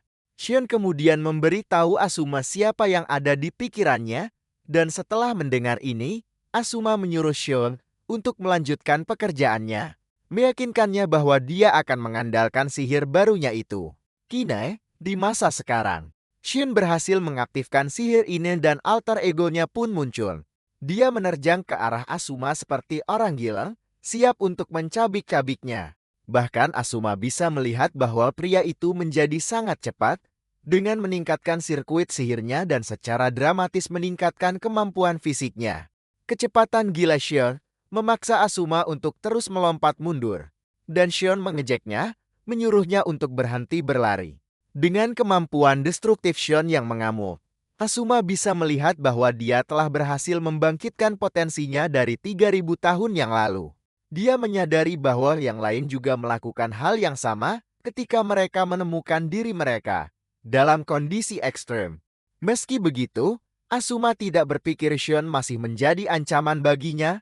Tidak lama setelah ini, Shion berhasil menyudutkan Asuma, yang memang sudah menjadi rencananya sejak awal. Asuma terkesan bahwa, bahkan dalam keadaan gilanya, dia masih memperhitungkan setiap gerakannya. Shion senang karena semuanya berjalan lancar dan dia memberitahu Asuma bahwa dia akan menyerangnya dengan jurus rahasia pamungkasnya. Ini adalah teknik yang menembakkan puluhan tebasan dari pedang sihir bulan baru berkabut yang mematikan dalam sekali serangan. Asuma pun khawatir, karena dia tidak yakin apakah dia bisa menahan kerusakan dari teknik itu secara langsung. Bahkan dengan bahaya yang mengancamnya, Asuma masih merasa bahwa dirinya lah yang unggul. Asuma kemudian menyadari bahwa dia harus mencegat jurus rahasia Shion. Dengan ini, Asuma membentuk sebuah lingkaran sihir untuk menahan rentetan serangan Shion. Lingkaran sihir itu membentuk sebuah lensa 3 dimensi raksasa. Dan serangan pertama Shion menyentuh lensa raksasa yang dipasang oleh Asuma. Selain kemampuan analitis yang ditanamkan pada lingkaran sihir itu, dia menambahkan sebuah susunan baru yang belum pernah ada sebelumnya. Alih-alih menganalisis target, secara otomatis, lingkaran itu mengirimkan informasi mentah langsung ke Asuma. Asuma kemudian melakukan analisis berkecepatan tinggi di dalam otaknya, menggunakan superkomputer sebagai acuannya. Dengan metode ini, dia mampu memproses informasi mendekati kecepatan cahaya. Hal ini pada dasarnya membuat tebasan cepat Shion terlihat lambat karena tidak ada yang bisa mengalahkan kecepatan cahaya. Sebagai gambaran betapa mengesankannya hal ini, Asuma mampu menyelesaikan semua itu hanya dalam 0,1 detik. Begitu selesai, dia langsung menangkis serangan Shion dan membalasnya yang mengirimkan gelombang keju untuk mendorong Xion ke belakang. Namun, Xion berhasil bangkit kembali dan menyerang Asuma, tapi serangannya dengan mudah ditangkis. Asuma lalu merebut pedangnya, mematahkannya sebelum menghantam wajah Xion dengan pukulan keras hingga membuatnya jatuh. Asuma mengarahkan pedangnya ke Xion, mendesaknya untuk menyerah atau menerima akibat yang paling menyakitkan. Menyadari bahwa dia bisa mati sia-sia jika terus bersikap nekat atau keras kepala. Xion tidak punya pilihan lain selain menyerah. Asuma kemudian tersenyum padanya, bertanya, apakah dia akhirnya sudah tahu di mana posisinya. Karena sudah kalah, Xion pun bertanya pada Asuma, bagaimana dia bisa memprediksi serangannya, karena hal itu mustahil dilakukan oleh otak manusia. Asuma tersenyum, dia mengerti kebingungan Xion. Dia lalu menjelaskan bahwa dia menerapkan prinsip komputer kuantum dari analisis sihirnya untuk mempercepat sirkulasi mana di dalam otaknya. Xion terkejut mendengarnya, dan Asuma berkata bahwa sains ternyata bekerja sangat baik dengan sihir kuno. Namun, Asuma memberitahunya bahwa dia bisa mengembangkan tindakan balasan ini berkat Izuya. Sebelum pertarungan, Izuya sudah memberitahu Asuma bahwa Xion memiliki kepribadian ganda yang agresif. Izuya menjelaskan bahwa Xion punya kepribadian normal yang lembut dan satu kepribadian lain yang sangat agresif. Dia mendesak Asuma untuk tidak lengah sedikit pun sampai dia berhasil mengalahkan alter ego tersebut. Xion menolak untuk percaya bahwa ada kemungkinan seorang penyihir biasa mampu melakukan hal ini. Dan Asuma tersenyum padanya, mengatakan bahwa dia bukanlah penyihir biasa, karena dia adalah seorang Grand Mage. Sementara itu, para siswa bersorak gembira merayakan kemenangan Asuma, dan Lily yang berada di tribun penonton merasa sangat bangga. Setelah pertarungan usai, berita tentang si tak berwarna yang mengalahkan Xion menyebar dengan cepat. Dan mereka sadar bahwa peristiwa ini akan tercatat dalam buku sejarah untuk generasi-generasi yang akan datang. Asuma pun menerima hadiahnya karena telah mengalahkan Xion, dan dia dipromosikan ke sebuah peringkat yang disertai dengan beberapa keuntungan tambahan. Seperti periode waktu yang lebih lama di ruang analisis sihir, Asuma senang bisa mencapai hal ini, karena dia tidak perlu lagi mengamankan otorisasi untuk menggunakan ruangan itu setiap hari. Selain itu, hal ini akan membuat misinya menjadi lebih cepat. Asuma sangat menantikan hal-hal yang akan diciptakan dengan menggunakan komputer kuantum. Sore harinya, Asuma kembali ke rumah dan menyadari bahwa sudah 1 minggu sejak dia bereinkarnasi dan pengetahuannya tentang era modern pun semakin mendalam. Dia juga telah belajar banyak tentang bumi dan fakta bahwa terjadi diskontinuitas budaya antara 3.000 tahun yang lalu. Dengan masa kini, pada dasarnya ada hal-hal yang diwariskan dari zaman kuno ke zaman modern. Dan beberapa lainnya tidak. Sumber diskontinuitas ini disebut bencana besar yang menyebabkan sihir mengalami kemunduran sementara sains berkembang pesat. Asuma bersyukur karena itu hanyalah sebuah kemunduran, bukan pemusnahan total. Sihir kuno menjadi minoritas dan diperlakukan seperti aliran sesat. Namun, sihir kuno kemudian kembali menjadi sorotan berkat kekuatan sains. Sihir itu ditata ulang menjadi sihir modern menggunakan kekuatan ilmiah yang pada dasarnya dapat digunakan oleh siapa saja, tidak seperti sihir kuno yang menuntut bakat khusus. Dan sebagai gambaran, kerajaan yang dulu mengkhianati Asuma kini telah musnah. Akan tetapi, karena Asuma telah bertemu dengan 3 mantan bawahannya, dia menduga bahwa Myun juga berada di suatu tempat di akademi ini. Bahkan, dia yakin bahwa raja yang telah mengkhianatinya di masa lalu juga hadir di era modern ini. Tepat pada saat itu, alarm Asuma berbunyi dan dia teringat bahwa ada laporan dengan tenggat waktu yang harus segera dikerjakan. Asuma menyadari bahwa Asuma yang muda sedang mengerjakan sesuatu yang pernah dia ciptakan sendiri di zaman kuno. Karena dialah sang pencipta dari semua itu. Asuma yakin dia bisa menyelesaikannya dalam sekejap. Lalu dia melihat sebuah catatan di atas meja dan saat membukanya, dia sadar tulisannya tertutup oleh tumpahan tinta. Asuma lalu menggunakan sihirnya untuk menghapus tinta itu dan terkejut saat melihat bahwa itu adalah sebuah daftar keinginan. Ini adalah daftar hal-hal yang ingin dilakukan oleh Asuma muda sebelum dia meninggal. Dan tiba-tiba, salah satu poin dalam daftar itu menarik perhatiannya, yaitu untuk bertemu dengan keluarganya yang telah lama hilang. Saat itulah Asuma menyadari bahwa keinginan Asuma muda bukanlah balas dendam, melainkan keluarga. Karena Asuma muda begitu ingin bertemu dengan keluarganya, Asuma yang sekarang berjanji untuk mewujudkan keinginan itu, keesokan harinya, dia tiba di akademi dengan penampilan layaknya seorang siswa teladan dan langsung menarik perhatian semua orang dengan auranya. Saat dia berjalan melewati lorong sekolah, para siswa terheran-heran melihat perubahannya yang begitu drastis. Padahal dulu dia hanyalah sampah di sekolah ini. Tapi dia tiba-tiba menjadi selebriti dan bahkan sekarang Izuya selalu mengikutinya. Yang membuatnya lebih mengesankan adalah fakta bahwa dia seorang penyihir tanpa warna. Izuya kemudian memberitahunya bahwa dia telah mengajukan permohonan untuk keluar dari S4 agar mereka bisa membuat faksi baru. Selain itu, Izuya meyakinkannya bahwa mereka seharusnya bisa mendapatkan sebuah ruang klub. Asuma merasa puas dengan hasil kerjanya dan memuji Izuya atas semua usahanya. Tiba-tiba, mereka disergap oleh persiswa yang ternyata sudah melakukan riset mendalam tentang Asuma. Mereka membicarakan ketampanannya dan bagaimana dia berhasil mengalahkan anggota S4. Para anggota pers itu ingin mewawancarai Asuma, tapi dia hanya berjalan melewati mereka, membuat para wartawan itu benar-benar mati kutu. Akan tetapi, anggota pers selalu gigir, dan karena itu mereka terus mengejar Asuma. Sementara itu, Izuya mengantar Asuma sampai ke pintu kelasnya sebelum pergi. Dan tepat ketika Asuma hendak duduk tenang, para anggota pers itu muncul sekali lagi. Asuma dengan terang-terangan memberitahu wanita itu bahwa dia tidak menerima permintaan wawancara. Tapi si wartawan sangat gigil.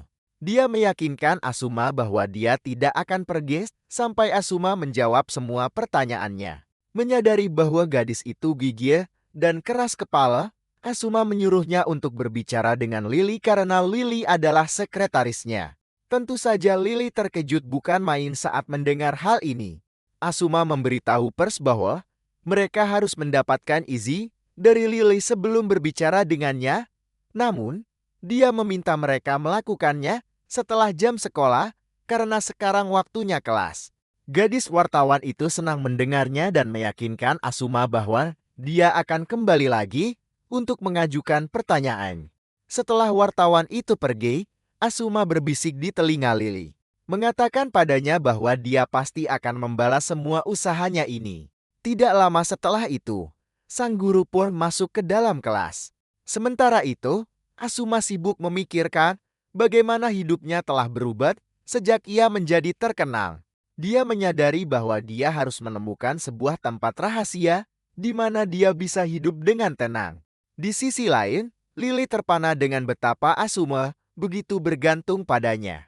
Hal ini membuatnya kembali berfantasi tentang siapa kekasih Asuma sebenarnya. Kemudian, Asuma melanjutkan kehidupan siswanya seperti biasa dan ikut serta dalam kompetisi renang, di mana dia berhasil menjadi juara pertama. Yang membuat kemenangannya sangat mengesankan adalah fakta bahwa dia bahkan tidak menggunakan sihir dan mampu mencetak rekor baru 35 detik. Asuma juga bisa merasakan bahwa dia sudah semakin terbiasa dengan tubuh ini. Tetapi pada saat yang sama, dia tahu dia tidak bisa terlalu memamerkan kekuatannya. Karena hal itu akan membuatnya terlalu menonjol.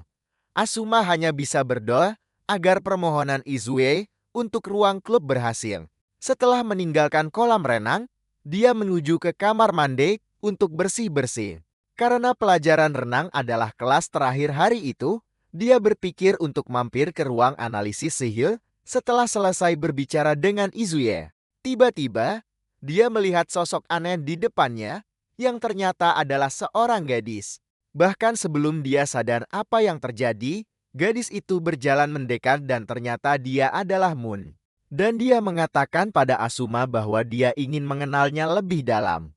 Asuma segera menjadi waspada karena dia bisa melihat bahwa orang di depannya bukanlah orang biasa. Asuma mencoba bersikap tenang, memberitahu Moon bahwa dia saat ini berada di kamar mandi pria. Namun, Moon bersikeras kalau dia berada di tempat yang tepat. Asuma kemudian menyarankan agar Moon pergi sebelum anak laki-laki lain datang dan menemukannya. Akan tetapi, Moon memberitahu Asuma kalau hanya mereka berdua yang ada di sana. Asuma berbalik badan dan menyadari bahwa segalanya telah berubah. Bahkan para murid pun telah lenyap dan dia segera menyadari ada yang tidak beres. Dia bertanya-tanya apakah ini adalah serangan sihir. Tetapi pada dasarnya dia tahu kalau dirinya sedang dalam situasi yang genting. Dia memutuskan untuk menganalisis situasi dengan lebih baik. Dan untuk melakukannya, dia menyimpulkan bahwa menjaga jarak dari Muen adalah pilihan yang tepat. Asuma pun langsung melesat ke arah pintu. Dan saat dia bersiap untuk lari keluar dari ruang ganti itu, dia tiba-tiba mendengar suara Muan tepat di belakangnya. Hal ini membuatnya terkejut dan bingung, seraya mencoba mencari tahu apa yang sebenarnya sedang terjadi. Dia bingung, kapan sebenarnya gadis itu bisa menyusulnya. Tiba-tiba Moon muncul di belakangnya, menyuruh Asuma untuk segera berpakaian karena tubuhnya itu terlalu menggoda. Asuma mengabaikannya dan fokus mencoba memahami apa yang sebenarnya terjadi. Awalnya, dia berpikir ini adalah sihir teleportasi. Tapi dia menepis gagasan itu karena tidak bisa mendeteksi jejak rapalan mantra sedikit pun. Dia memutuskan untuk mengikuti alur permainan Muan dan mencari tahu apa sebenarnya rencananya. Sambil memakai pakaiannya, Muan menyadari kalau Asuma berdiri dengan waspada dan dia pun memintanya untuk tetap tenang. Karena kalau dia memang ingin menyakitinya, dia pasti sudah melakukannya dari tadi. Muan berkata pada Asuma bahwa dia hanya ingin Asuma mengetahui segalanya tentang dirinya sebelum mengambil keputusan. Asuma dibuat bingung karena tidak mengerti apa yang Muan maksud dengan mengetahui segalanya, dan setelah memastikan Asuma cukup ketakutan, Muan akhirnya memperkenalkan dirinya. Dia memberitahu Asuma bahwa dirinya adalah seorang idola dengan lebih dari 3 juta pengikut. Dia memperkenalkan diri dengan cara yang paling gaya, tapi hal itu tidak memancing reaksi apapun dari Asuma, yang hanya menatapnya dengan tatapan datar. Jauh di lubuk hatinya, Asuma mencoba menebak langkah Mua karena dia sudah akrab dengan gerak-geriknya sejak 3000 tahun yang lalu. Dan Asuma tahu betul betapa berbahayanya jika dia gagal mengungkap rahasia Muan. Karena tidak merasakan adanya tanda-tanda sihir kuno, dia pun bertanya-tanya apakah Muan berhasil mendapatkan sihir baru setelah bangkit kembali. Muan segera menyadari betapa tegangnya Asuma, dan dia pun memutuskan untuk menceritakan tentang dirinya. Pada dasarnya, inilah alasan mengapa dia ingin berduaan dengannya. Muan memulai penjelasannya dengan memberikan contoh hewan seperti belalang sembar yang selalu memangsa pasangan jantannya.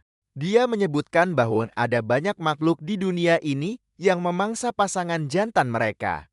Dan dia menganggap perilaku semacam itu sebagai sesuatu yang sia-sia dan konyol. Muan kemudian mengungkapkan bahwa dirinya, di sisi lain, justru berbeda. Ingin sepenuhnya dikuasai dan dilahap oleh seorang pria superior. Akan tetapi, dia tidak mau pria yang lemah karena dia ingin didominasi oleh pria kuat yang mampu melampaui dirinya. Dia menyebutkan bisa mencium aroma superior yang terpancar dari Asuma, pria yang mampu mengalahkan 3 anggota S4 lainnya, entah dari mana. Lalu dia menambahkan, kalau Asuma adalah seorang sadis. Asuma sontak terkejut mendengarnya, karena dia tidak tahu apa yang membuat Muan punya pemikiran seperti itu. Muan percaya bahwa mereka berdua adalah pasangan yang serasi, dan inilah alasan mengapa dia ingin menguji kekuatan Asuma. Muan melepaskan sebuah tebasan yang nyaris mengenai Asuma hingga memotong rambutnya, sontak membuat punggungnya merinding, karena dia sadar nyawanya bisa melayang tanpa sempat merasakan serangan itu. Hal ini membuatnya gemetar, karena dia tidak mau percaya bahwa kecepatan Muan bahkan melampaui tebasan pedang milik Xian. Asuma menepis pemikiran itu, yakin bahwa pasti ada trik lain di balik semua ini. Muan tersenyum pada Asuma, mendesaknya agar tidak mengecewakannya. Sementara di sisi lain, Asuma akhirnya mengumpulkan kembali fokusnya untuk benar-benar menguak misteri di balik kekuatan Moon. Asuma sedang mengamati sekelilingnya, merekam setiap detail ke dalam ingatannya, ketika tiba-tiba lengannya tersayat oleh serangan Moon, dan bahkan sebelum dia menyadarinya, serangan lain sudah menghantam kakinya. Lalu Moon berkata bahwa Asuma bebas melakukan apapun padanya jika berhasil menang. Namun, dia juga menegaskan, jika Asuma gagal menyentuhnya sedikit pun, maka nyawanya akan melayang. Dia kemudian menawarkan Asuma pilihan untuk bersujud dan memohon ampun di kakinya. Itu adalah satu-satunya cara jika dia tidak ingin mati. Moon menambahkan, menaklukkan pria keras seperti Asuma akan menjadi sebuah kepuasan tersendiri baginya. Selama Moon berbicara, Asuma tetap membisu sementara Moon terus menyarankan luka di tubuhnya. Moon mengejek Asuma, bertanya, apakah dia begitu takut sampai tidak berani bergerak? Lalu dia menyebut Asuma benar-benar sebuah kekecewaan. Dia juga menunjukkan rasa kecewanya melihat Asuma yang sama sekali tidak mau melawan balik. Akhirnya, Asuma memecah keheningan. Dan Moon yakin bahwa Asuma akhirnya akan memohon untuk diampuni nyawanya. Namun, Asuma berkata bahwa Moon salah besar karena dia hanya ingin menegaskan bahwa dia tidak akan pernah bersujud atau memohon ampun. Asuma kemudian menambahkan bahwa dia bahkan tidak menyukai Miu. Ucapan itu sontak memancing gelombang amarah yang menjalar di sekujur tubuh Moon. Asuma melanjutkan, mengatakan bahwa semua omong kosongnya tentang pria kuat dan dominasi sama sekali bukan urusannya. Asuma lalu mengakhirinya dengan berkata bahwa dia tidak punya hasrat untuk mencari kekasih. Asuma menertawakan Moon yang berpikir bisa mengendalikannya dan memberitahunya bahwa level mereka berbeda jauh karena dia jauh lebih kuat. Tentu saja ini membuat Moon murka. Moon lalu menantang Asuma untuk membuktikan kata-katanya dengan membalikkan keadaan. Karena menurutnya, pria yang tidak bisa mencintainya tidak pantas untuk ada di dunia ini. Dengan penuh amarah, dia melancarkan serangan sihir ke arah Asuma, dan Asuma berhasil menangkis serangan pertamanya. Akan tetapi, Moon langsung menyusul dengan serangan lain yang berhasil menyayat dada Asuma. Meski begitu, Asuma tidak terlihat khawatir, karena persiapannya telah selesai dengan sempurna. Moon pun mulai menyadari ada sesuatu yang janggal, karena Asuma sama sekali tidak berusaha untuk melawan balik. Tepat pada saat itu, Asuma memunculkan sebuah lingkaran sihir dan menjadikan dirinya sendiri sebagai target dari lingkaran tersebut. Moon terperangah melihatnya, dia pikir Asuma sudah gila karena mencoba untuk melukai dirinya sendiri. Asuma kemudian tertawa dan berkata pada Moon bahwa dia salah besar karena inilah solusi yang telah dia siapkan untuk masalah ini. Dia telah menemukan cara untuk menerobos jebakan Moon, dan inilah satu-satunya jalan keluar. Awalnya, Asuma memang sempat khawatir, karena dia merasa sangat aneh, seorang penyihir tingkat tinggi sepertinya sama sekali tidak bisa merasakan lintasan serangan Moon. Oleh karena itu, dia menyebarkan ranjau tak kasat mata yang telah diresapi dengan kemampuan analisis ke seluruh penjuru area. Selama Moon terus menyerangnya, dia diam-diam menganalisis lingkungan sekitar untuk menemukan sebuah celah kelemahan. Ternyata, salah satu ranjau itu hancur secara tidak sengaja, dan justru dari situlah dia berhasil mendeteksi sebuah serangan yang datang dari fase yang berbeda. Dia pun sadar bahwa serangan itu terasa begitu cepat, karena serangan itu mengenainya tepat saat dia masih berusaha mengumpulkan kembali fokusnya. Asuma starts wondering what could be happening that Miu's attack speed is greater than that of a swordsman like she. However, Asuma was able to figure out the trick to it. He noticed that the clock was not malfunctioning and it was his perception that was of Asuma figured out that he is currently under the influence of a delay magic that obstructs his perception.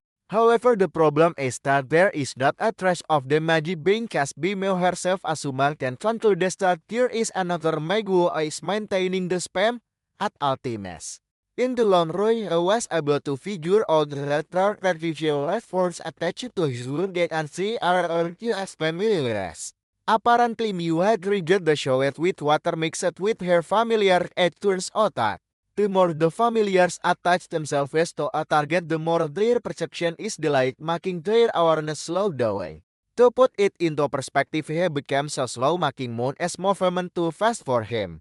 However, to get rid of the magic, he has to hit himself with a spell that sends him fleeing nonetheless the direction that he isn't fleeing will be the key to turning the tables. Asuma's spell comes into play when he flees into the sauna room and his body erupts in flames. This in turn burns off all of Moon's familia that are attached to his body, but at the same time he shared Jet's burn too. Asuma confirms if he worked everything out when he checks out the team and realizes that the flow of team has returned to normal. Asuma smiles because the tables have just turned in his favor. Moon is terrified when she realizes that her magical creatures have been burned away, leaving her wondering how heck new. Nonetheless, she thinks she is safe because she has noticed his other trap. However, Asuma shocks her, telling her that the chance that she has the same magical life form on her body too. Asuma says their magic effect is high speed and agility, which is basically delay and acceleration. Asuma says she is able to deploy her trap through the synergy of these two spells. Moon is left in complete shock when she hears it because Asuma has basically figured everything out. Moon then decides to attack first, and she launches a high-speed attack, but this can no longer match Asuma's perception. Again, Moon appears behind Asuma, and she launches a powerful aqua laser at him.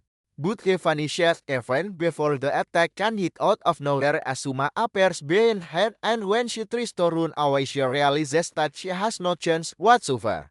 Because Asuma has already covered all of her escape routes, Asuma lets her know that there is no way she can escape. He lets her know that he is going to annihilate the entire mana surrounding her. Asuma then hits her with a powerful magical attack that shatters her mana and leaves her defenseless. Moon falls to her knees and watches in horror as her mana vanishes into thin air. Asuma walks over to her, telling her that the match is over and urges her not to resist any further. Suddenly, Asuma notices something strange. He realizes that Miu is a freaking man, and he asks her if this is what she was talking about when she said she is in the right place, being in the men's washroom. Miu confesses and says she can alter her body shape by controlling the water within her, but because the mana has been depleted, her true self has been exposed. However, she lets Asuma know that her feelings of being dominated by a strong man are not Ali. Moon tells Asuma that he is free to look at her, but Asuma shocks her by placing a towel on her. Asuma meminta maaf padanya, mengatakan kalau ia tidak sengaja merusak pakaiannya. Moon terperangah dan tidak percaya dengan apa yang dilihatnya saat Asuma menunduk untuk meminta maaf. Ia pun bertanya kenapa Asuma memperlakukannya seperti seorang gadis, dan Asuma mengungkapkan bahwa kehormatan tidak memandang jenis kelamin. Bahkan, ia bersedia membantunya memperbaiki tongkat sihirnya, dan Asuma pun tersenyum sambil menjelaskan bagaimana ia bisa membaca semua serangannya. Wajah Moon langsung memerah padam saat ia menyadari bahwa Asuma adalah seorang pria sejati yang sangat sopan. Asuma kemudian mengingatkannya tentang janjinya, di mana ia akan menyerahkan dirinya untuk melakukan apapun yang Asuma inginkan jika ia berhasil dikalahkan. Karena Asuma telah berhasil menang, ia pun memberitahu Moon bahwa ia punya satu perintah untuknya. Asuma berkata bahwa ada beberapa hal yang ingin ia capai di akademi, dan ia membutuhkan bakat Moon dalam desain sihir yang menurutnya sangat luar biasa. Asuma pun memperjelas keinginannya. Dia meminta Moon untuk meninggalkan kelompoknya yang sekarang dan bergabung dengan faksinya. Moon kemudian mengingatkan Asuma bahwa ia pernah bilang tidak menyukainya. Asuma membenarkannya, mengatakan kalau ia memang tidak menyukainya, tapi ia suka dengan sifatnya yang nekat. Akan tetapi, ia juga tidak membencinya, dan pernyataan itu sukses membuat wajah Moon kembali memerah. Asuma lalu menyarankan agar mereka mencari seragam gantis sebelum ada orang lain yang datang, dan memberitahunya bahwa ada hal-hal yang perlu mereka diskusikan. Reaksinya persis seperti anak yang terlalu bersemangat. Moon mengakui kehebatannya dengan memanggilnya Tuan Asuma. Tak lama kemudian, cerita beralih ke kepala sekolah akademi yang terlihat sedang menerima familiarnya di ruangannya. Yang mengejutkan, familiar itu terlihat sangat mirip dengan sang raja dari 3000 tahun yang lalu. Kepala sekolah bertanya pada familiarnya, apakah ia berhasil mengumpulkan informasi berguna, dan sang familiar pun memproyeksikan temuannya ke layar. Ternyata, familiar itu berhasil merekam pertarungan antara Asuma dan Moon. Dan hal ini tentu saja membuat sang kepala sekolah sangat terkejut. Begitu melihat Asuma, ia sadar kalau ia pernah melihat wajah itu di suatu tempat. Ia teringat bahwa Asuma pernah mencoba mengakhiri hidupnya beberapa waktu lalu. Tapi setelah ia bangun secara ajaib, ia terus membuat gebrakan-gebrakan yang gila. Setelah melihat lebih dekat, kepala sekolah itu langsung menyadari bahwa Asuma adalah orang yang sama dengan Asuma dari 3000 tahun yang lalu. Ia pun menyimpulkan bahwa percobaan nekat Asuma muda itulah yang memberi kesempatan bagi Asuma tua untuk bereinkarnasi ke dalam tubuhnya. Kepala sekolah terkejut mengetahui Asuma terlahir kembali di era ini. Dan ia menyimpulkan bahwa rantai takdir yang mengikat mereka telah kembali terjalin. Namun, ia sudah bersiap untuk memutuskan rantai itu dan memutus hubungan dengan Asuma untuk selamanya. Kepala sekolah merasa puas dengan kerja familiarnya dan memberinya sebuah batu sihir berkualitas tinggi buatan perusahaan Swaragi sebagai hadiah. Sang familiar dengan gembira mengambil batu sihir itu dan melahapnya. Beberapa waktu kemudian, Asuma terlihat di kelas sedang membaca catatannya. Sementara sang guru sedang menerangkan tentang filsafat dan para pelopornya seperti Socrates. Tampaknya, sang guru hanya membuang-buang waktunya saja. Karena seluruh isi kelas justru terfokus pada sosok Asuma yang elegan. Di saat yang sama, Lily mendapat pesan dari klub pers yang memberitahunya bahwa mereka akan mewawancarai Asuma hari itu juga, apapun yang terjadi. Tidak lama setelah itu, kelas pun berakhir. Dan sang guru merasa lega karena semuanya berakhir lancar tanpa hambatan. Lily lalu menghampiri Asuma dan berkata ingin bicara soal klub pers. Saat itulah Asuma sadar kalau dia sepertinya sudah membuat Lily berada di posisi yang serba salah. Tapi hanya itu yang bisa ia lakukan saat itu. Asuma kemudian berkata pada Lily bahwa Lily sangat membantunya dan dia tidak lupa akan janjinya untuk memberinya imbalan. Wajah Lily langsung memerah padan, hampir meledak karena malu saat Asuma mengatakan hal itu. Asuma malah memperparah keadaan saat dia mendekati Lily dan berkata, kalau dia ingin hubungan mereka menjadi lebih baik lagi. Lily menyetujuinya, tapi dia bingung dengan apa yang sebenarnya dimaksud oleh Asuma. Setelah mengatakan itu, Asuma berbalik badan dan bersiap untuk pergi, meninggalkan Lily yang sedang panik setengah mati di tempatnya berdiri. Asuma kemudian bergegas menuju ruang analisis sihir dengan niat untuk menciptakan sihir revolusioner hari itu juga. Namun, begitu melangkahkan kaki ke dalam ruangan, dia merasakan ada sesuatu yang berbeda. Dan tepat pada saat itu, seorang gadis muncul di hadapannya. Asuma tetap waspada sampai gadis itu tiba-tiba membungkuk hormat padanya, memanggilnya Tuan sambil meminta maaf karena telah membuatnya menunggu.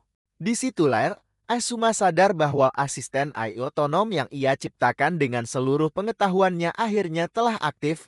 Rupanya, selama ini dia memang sedang mengerjakan proyek AI tersebut sebagai proyek sampingan untuk mendukung pengembangan sihir barunya.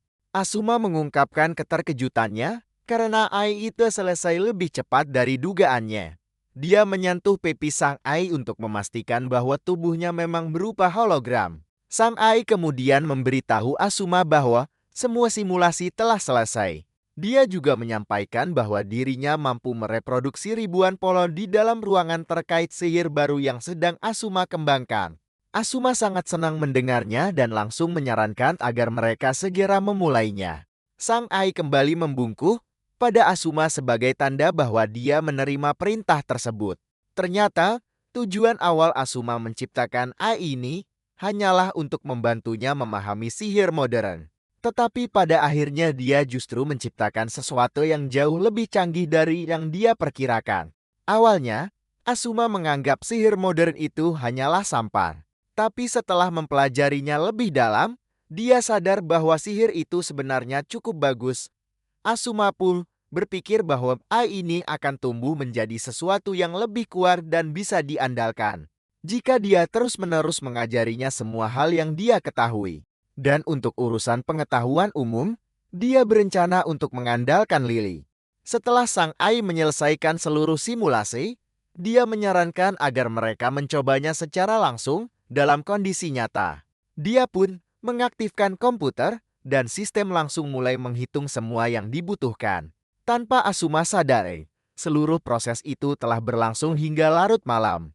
Asuma merasa bersyukur karena dia telah naik pangkat yang memberinya lebih banyak waktu untuk berada di ruang analisis sihir. Tepat pada saat itu, Sang AI memberitahu Asuma untuk beristirahat setidaknya selama 8 jam, karena hasil pemindaiannya menunjukkan bahwa Asuma kelelahan.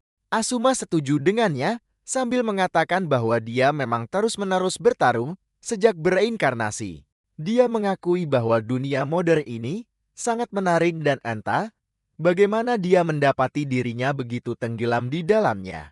Asuma lalu berterima kasih pada Sang AI atas sarannya, tetapi AI itu merasa tidak pantas menerima pujian karena dia hanyalah sebuah kode sumber. Asuma tidak setuju dengannya dan mengatakan bahwa rutinitas yang dia lakukan sudah sangat manusiawi. Dan karena Asuma sendiri yang merancangnya, dia tentu tahu betul hal itu. Saat itulah dia tersadar bahwa AI itu membutuhkan sebuah nama. Asuma teringat bahwa JPU milik Val adalah buatan Jerman. Jadi dia memutuskan untuk memberinya nama yang berbau Jerman. Setelah berpikir selama beberapa saat, dia akhirnya memilih nama Val. Dan Val dengan rendah hati menerima nama tersebut. Val bahkan sampai merona, dan ketika Asuma melihatnya, dia menunjukkan bahwa hal itulah yang membuatnya terasa seperti manusia. Tak lama kemudian, Val memberitahu Asuma bahwa simulasinya sudah hampir selesai. Dan dari cara Asuma melihatnya, sepertinya simulasi ini akan berhasil. Tepat pada saat itu, sebuah pesan darurat masuk untuk Asuma. Asuma bertanya pada Val siapa pengirim pesan itu, dan dia terkejut saat mengetahui bahwa pesannya berasal dari kepala sekolah akademi. Sang kepala sekolah memerintahkan Asuma untuk segera datang ke ruangannya. Hal ini membuat Asuma bertanya-tanya kenapa dia dipanggil. Tapi karena ini perintah langsung dari kepala sekolah, dia sadar tidak bisa mengabaikannya. Asuma kemudian memberitahu Val untuk melanjutkan simulasi yang sedang berjalan. Dia juga memerintahkannya untuk menjalankan sebuah kode program tertentu dan setelah selesai, mengirimkan materinya kepada Azuya atas namanya. Val mengonfirmasi perintah itu dan memberinya petunjuk arah ke kantor kepala sekolah. Saat dia melangkah keluar dari ruangan, Asuma sama sekali tidak sadar bahwa dia sedang diawasi oleh familiar milik kepala sekolah. Dalam sebuah kilas balik dari 3000 tahun yang lalu, para ksatria terlihat sedang bertarung melawan makhluk dari dunia lain. Para Omega. Para ksatria itu telah kehilangan banyak sekali rekan mereka. Namun, mereka menolak untuk mundur karena jika mereka melakukannya, seluruh kerajaan akan menderita. Tiba-tiba, pihak musuh mulai mempersiapkan serangan terkoordinasi yang bisa memusnahkan para ksatria yang masih bertahan itu. Bahkan di hadapan bahaya yang mengancam nyawa, para ksatria itu tetap berdiri teguh. Dan tepat saat riwayat mereka akan berakhir, Asuma muncul entah dari mana, menangkis serangan itu dan memusnahkan para Omega dalam sekejap menggunakan kekuatan yang luar biasa dahsyat. Ketika debu pertempuran mereda, para ksatria yang selamat berterima kasih atas bantuannya, dan Asuma menyuruh mereka untuk melaporkan situasi ini kepada Senat. Asuma melihat sekelilingnya dan merutuki dirinya sendiri karena tidak mampu menyelamatkan para ksatria yang telah gugur. Beberapa saat kemudian, para bawahannya bergabung dengannya di medan pertempuran. Keempatnya juga sangat marah karena mereka tiba terlambat yang menyebabkan kematian prajurit yang tak terhitung jumlahnya. Izuya kemudian menyarankan agar mereka setidaknya merasa lega karena berhasil memusnahkan semua penyerbu itu. Mion menyuarakan kekhawatirannya tentang makhluk-makhluk itu, karena dia tidak dapat menemukan informasi apapun tentang mereka di dalam ensiklopedia sihir. Xion mengungkapkan bahwa makhluk-makhluk itu muncul begitu saja entah dari mana, seolah-olah mereka berasal dari dunia yang berbeda. Asuma kemudian memberitahu rekan-rekannya bahwa mereka harus tetap waspada terhadap para penyerbu yang menyebalkan itu. Tiba-tiba, Raja Mel muncul di lokasi kejadian untuk memuji pencapaian hebat mereka. Asuma segera membungkuk hormat untuk menyambutnya, namun sang raja mendesaknya untuk kembali berdiri. Asuma mendesak sang raja untuk segera meninggalkan area itu karena masih berbahaya, tetapi Mel meyakinkannya bahwa dia menyadari risikonya. Namun, dia merasa harus melihat situasi ini dengan kedua matanya sendiri. Dan dia berterima kasih kepada Asuma atas bantuannya, karena berkatnya dia bisa menyaksikan para penyerbu itu secara langsung. Asuma mengungkapkan bahwa semua terjadi persis seperti yang dikatakan oleh Mel. Dan meskipun ada korban jiwa, para penyerbu itu telah berhasil dihentikan. Mel memuji Asuma atas pekerjaannya yang luar biasa. Dan tiba-tiba dia menyadari ada luka di lengan Asuma. Asuma mengatakan padanya untuk tidak khawatir, karena itu hanyalah goresan kecil, tetapi Mel mengabaikannya. Dia merobek sebagian jubahnya dan menggunakannya untuk membalut lengan Asuma, yang membuat Asuma sangat terkejut. Mel memberitahu Asuma bahwa karena ia tidak memiliki kekuatan lain selain penglihatan masa depannya, membantu Asuma bukanlah hal yang besar baginya. Mel menyebutkan bahwa sudah menjadi tugasnya untuk melindungi rakyat kerajaan dengan kekuatannya, dan tampaknya ada sebuah legenda di kerajaan tentang tongkat sihir di dalam buku kebijaksanaan. Mel percaya bahwa Asuma adalah sang tongkat, sementara dirinya adalah sang buku. Asuma merasa terhormat dengan perkataan sang raja, dan Mel memberitahunya bahwa dia sangat mengandalkannya. Kembali ke masa kini, Asuma heran mengapa ia tiba-tiba mengingat kenangan tersebut. Justru di saat ia sedang dalam perjalanan menuju ruangan kepala sekolah. Tak lama kemudian, Asuma tiba di depan ruangan dan ia pun dipersilakan untuk masuk. Namun, betapa terkejutnya Dian saat masuk dan mendapati ruangan itu kosong melompong. Tiba-tiba, sebuah lingkaran sihir muncul dari bawah dan atas, dan dalam sekejap ia sudah berada di lokasi yang berbeda. Dia sadar bahwa dirinya baru saja dipindahkan secara paksa. Dia tahu ini adalah sihir teleportasi, dan saat ia masih mencoba mencerna situasinya, ia melihat familiar milik kepala sekolah sedang menatapnya dari kejauhan. Di saat itulah, Asuma akhirnya menyadari bahwa dirinya telah masuk ke dalam sebuah jebakan.